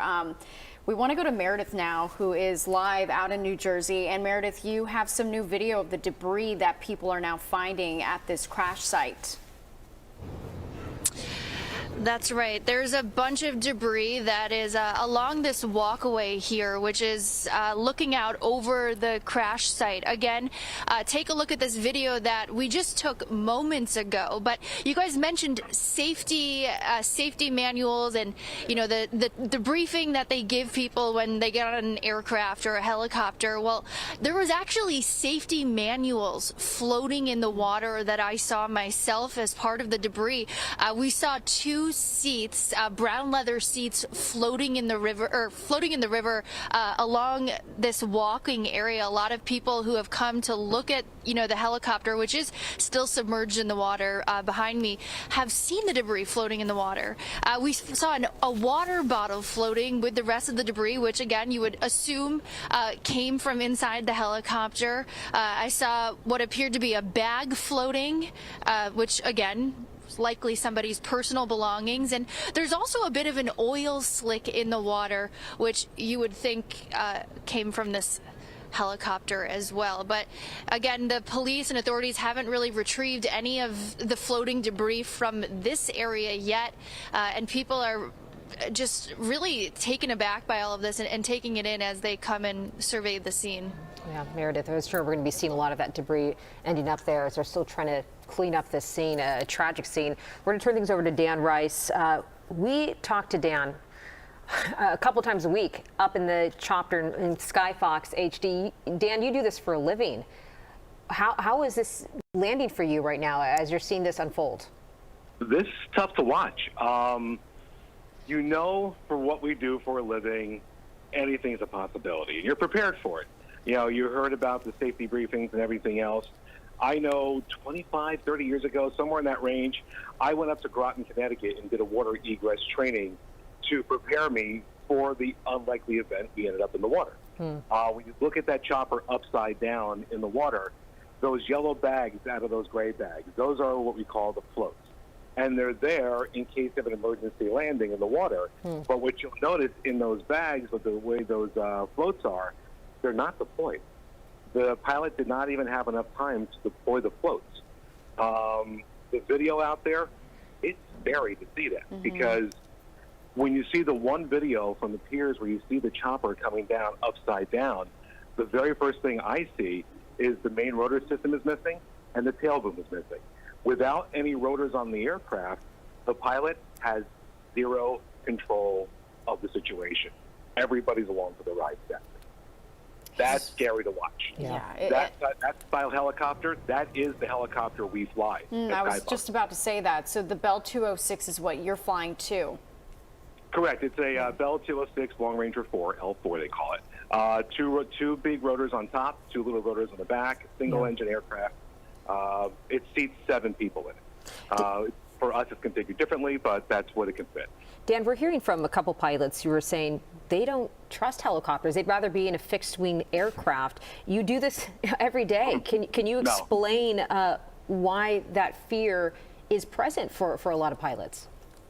I got to be honest now. Again, I always like to preface there, tell everybody, I'm not a pilot. I'm a reporter, a camera operator who flies in the helicopter every single day for the last 25-something years. I have yet to meet a helicopter or a pilot who's afraid of the helicopter itself. I don't know where that fear comes from, because honestly, just looking at this instance, I'm not going to speculate what happened, but it's a single aircraft incident. It wasn't there wasn't a collision. There wasn't some sort of error that way. Something happened catastrophically in the air with a single aircraft. I would assume for pilots, when you're losing the rotors, and I can't remember any time in recent history, last 20, 30 years, where we've seen a rotor come off of a helicopter. So a lot of times we hear of auto rotation. I know we heard Nick talking about that earlier. That just takes if you have an engine failure, it takes the momentum of those big blades on top spinning, and the pilot can handle the helicopter getting down to the ground. If that's missing, then you have no control whatsoever. So I'm going to assume, if a pilot is saying that, and especially from fixed wing to a helicopter, a rotorcraft, that might be the fear. I'm not sure, to be honest, because I'll tell you what, I don't have a fear of getting back in our helicopter. We go back and do our job tomorrow or Monday or whenever we fly again. For us, I know our helicopter company does quite a bit of safety checks on our helicopter, a lot of maintenance. There's a lot that goes into flying these helicopters. You can't predict everything, but we haven't had enough incidents to me to warrant. I mean, we heard the mayor telling this press conference saying that choppers are safe, and it's part of the New York experience. Yeah. So, it's such an unfortunate situation, and the NTSB will tell us. I mean, you heard them say, as soon as on the 911 calls, stop all traffic on the North River. That's the old name for the Hudson River. They do that to preserve the crash site so they can get as many pieces of that helicopter gathered up out of the water for the NTSB to do their proper investigation. And when they will come to us in about a year or so, but they'll have a preliminary probably in a couple of weeks, but they'll do their investigation and they'll let everybody know what happened with that specific helicopter. Yeah, those are the big questions that we want to know. Dan Rice, thank you so much. We want to go to Armin Kurdian, again, a retired Navy captain, aviation and search and rescue expert. Armin, so right now the helicopter debris, what's left of it, is still in the water, and the NTSB FA is investigating. Tell us, what are the next steps here once they're able to take this helicopter? I mean, is there a black box in there? We know that this was a touring company. What information are they looking to gather? Certainly, it's possible that it may have had some kind of black box or recording device to determine, what position the flight controls were in, what was going on with the engine, what were the measures of torque, the engine temperature, fuel flow, all those kinds of things. Regardless, when they do pull it out of the water and bring it up, the engineers at the NTSB have done this a lot.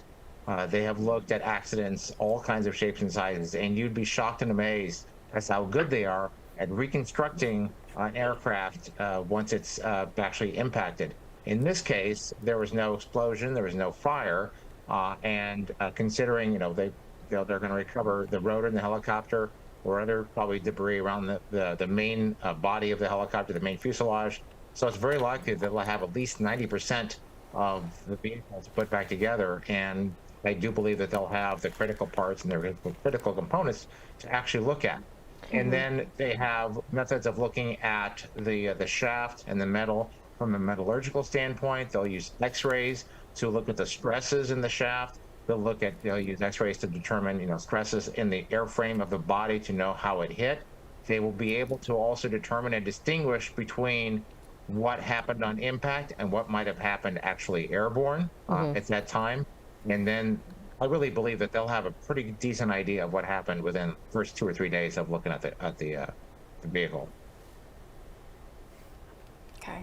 Armin, before we head over to another reporter on scene, I just want to ask you, you've commanded search and rescue operations. So what are crews up against in a river recovery like this one, especially when this aircraft broke apart the way that it did?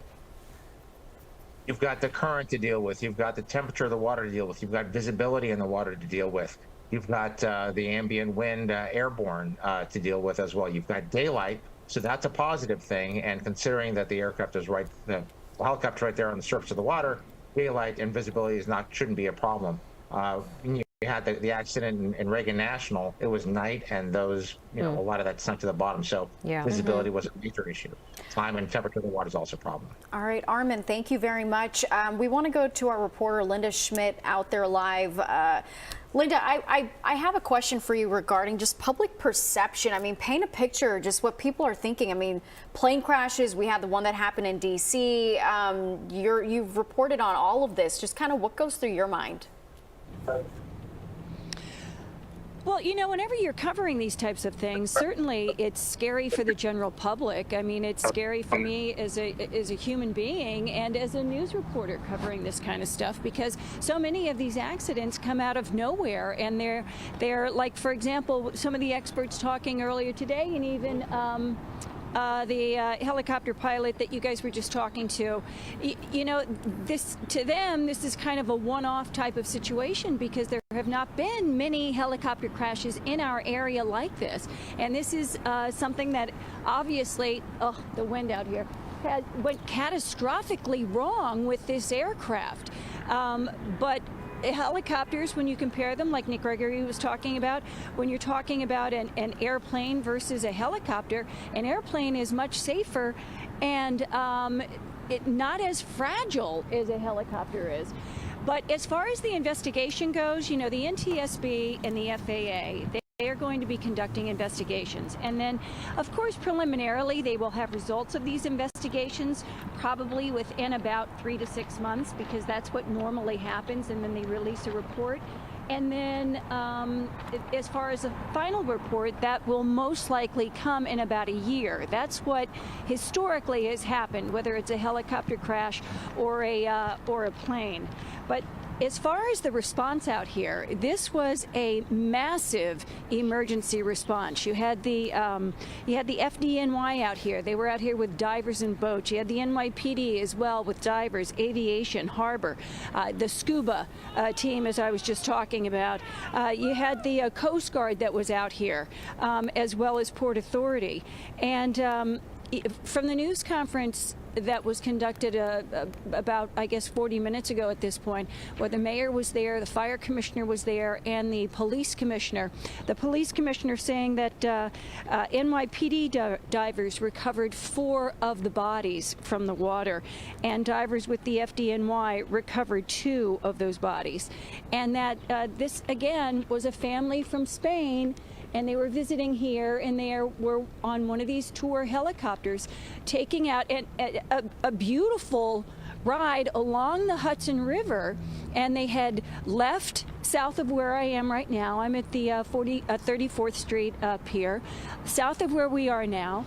They were it was a beautiful day earlier today as well. Traveling up the Hudson River, they made it up to the George Washington Bridge. They got to see that gorgeous view, and then they turned around and they headed back south here along the Hudson, and that's when things went tragically wrong. And when you look at that video and you see the propeller, now earlier on my sources had told me that the propeller just came off of the helicopter, and then there is video supporting that. And then watching the body just drop like a rock into the Hudson River and then upside down. I mean, it's just the visual of it, and to know this family was on there and the pilot, I mean, my God. I know. It is truly it's it's heartbreaking. Yeah, it's heartbreaking, and how often we have these kind of sightseeing tour companies running in New York City. This is kind of just a routine thing that people do. Yeah. We want to go to Sharon now. Sharon, last time we saw you were sharing an update from the CEO of New York Helicopter.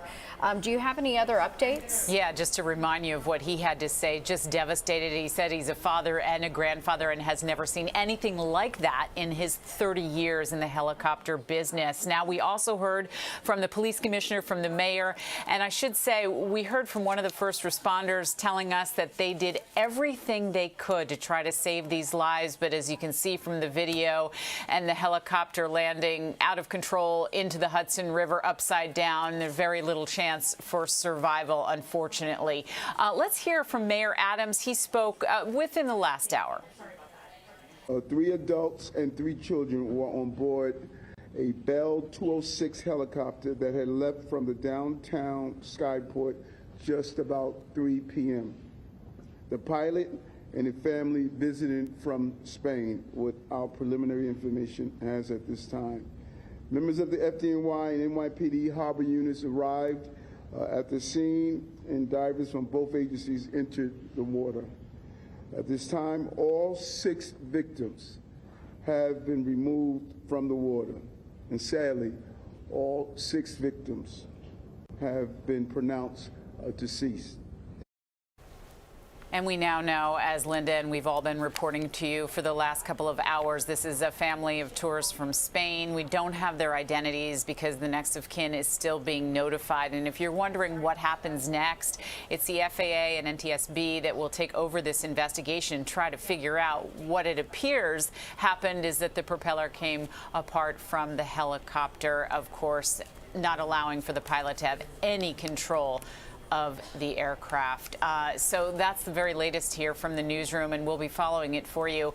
And I have to say, you know, the witness accounts are what really get to me, the ones that actually saw this happen in the air, and some of the video that we've seen is really just shocking. And to see it go down so quickly like that, you can see why it was so difficult to save lives. Sharon, do you have any of those witness accounts that maybe have stuck with you during the coverage? I think there's a hostess who works at a restaurant in Hoboken when this happened, and I guess she happened to be looking, you know, out the window or up in the sky when this happened and saw smoke and saw the aircraft kind of come apart in mid-air, and then of course so quickly land in the Hudson River as this happened between, you know, Lower Manhattan and New Jersey. And that's why they got a response from the Port Authority and the Coast Guard and the FDNY and of course Jersey City and Hoboken first responders as well.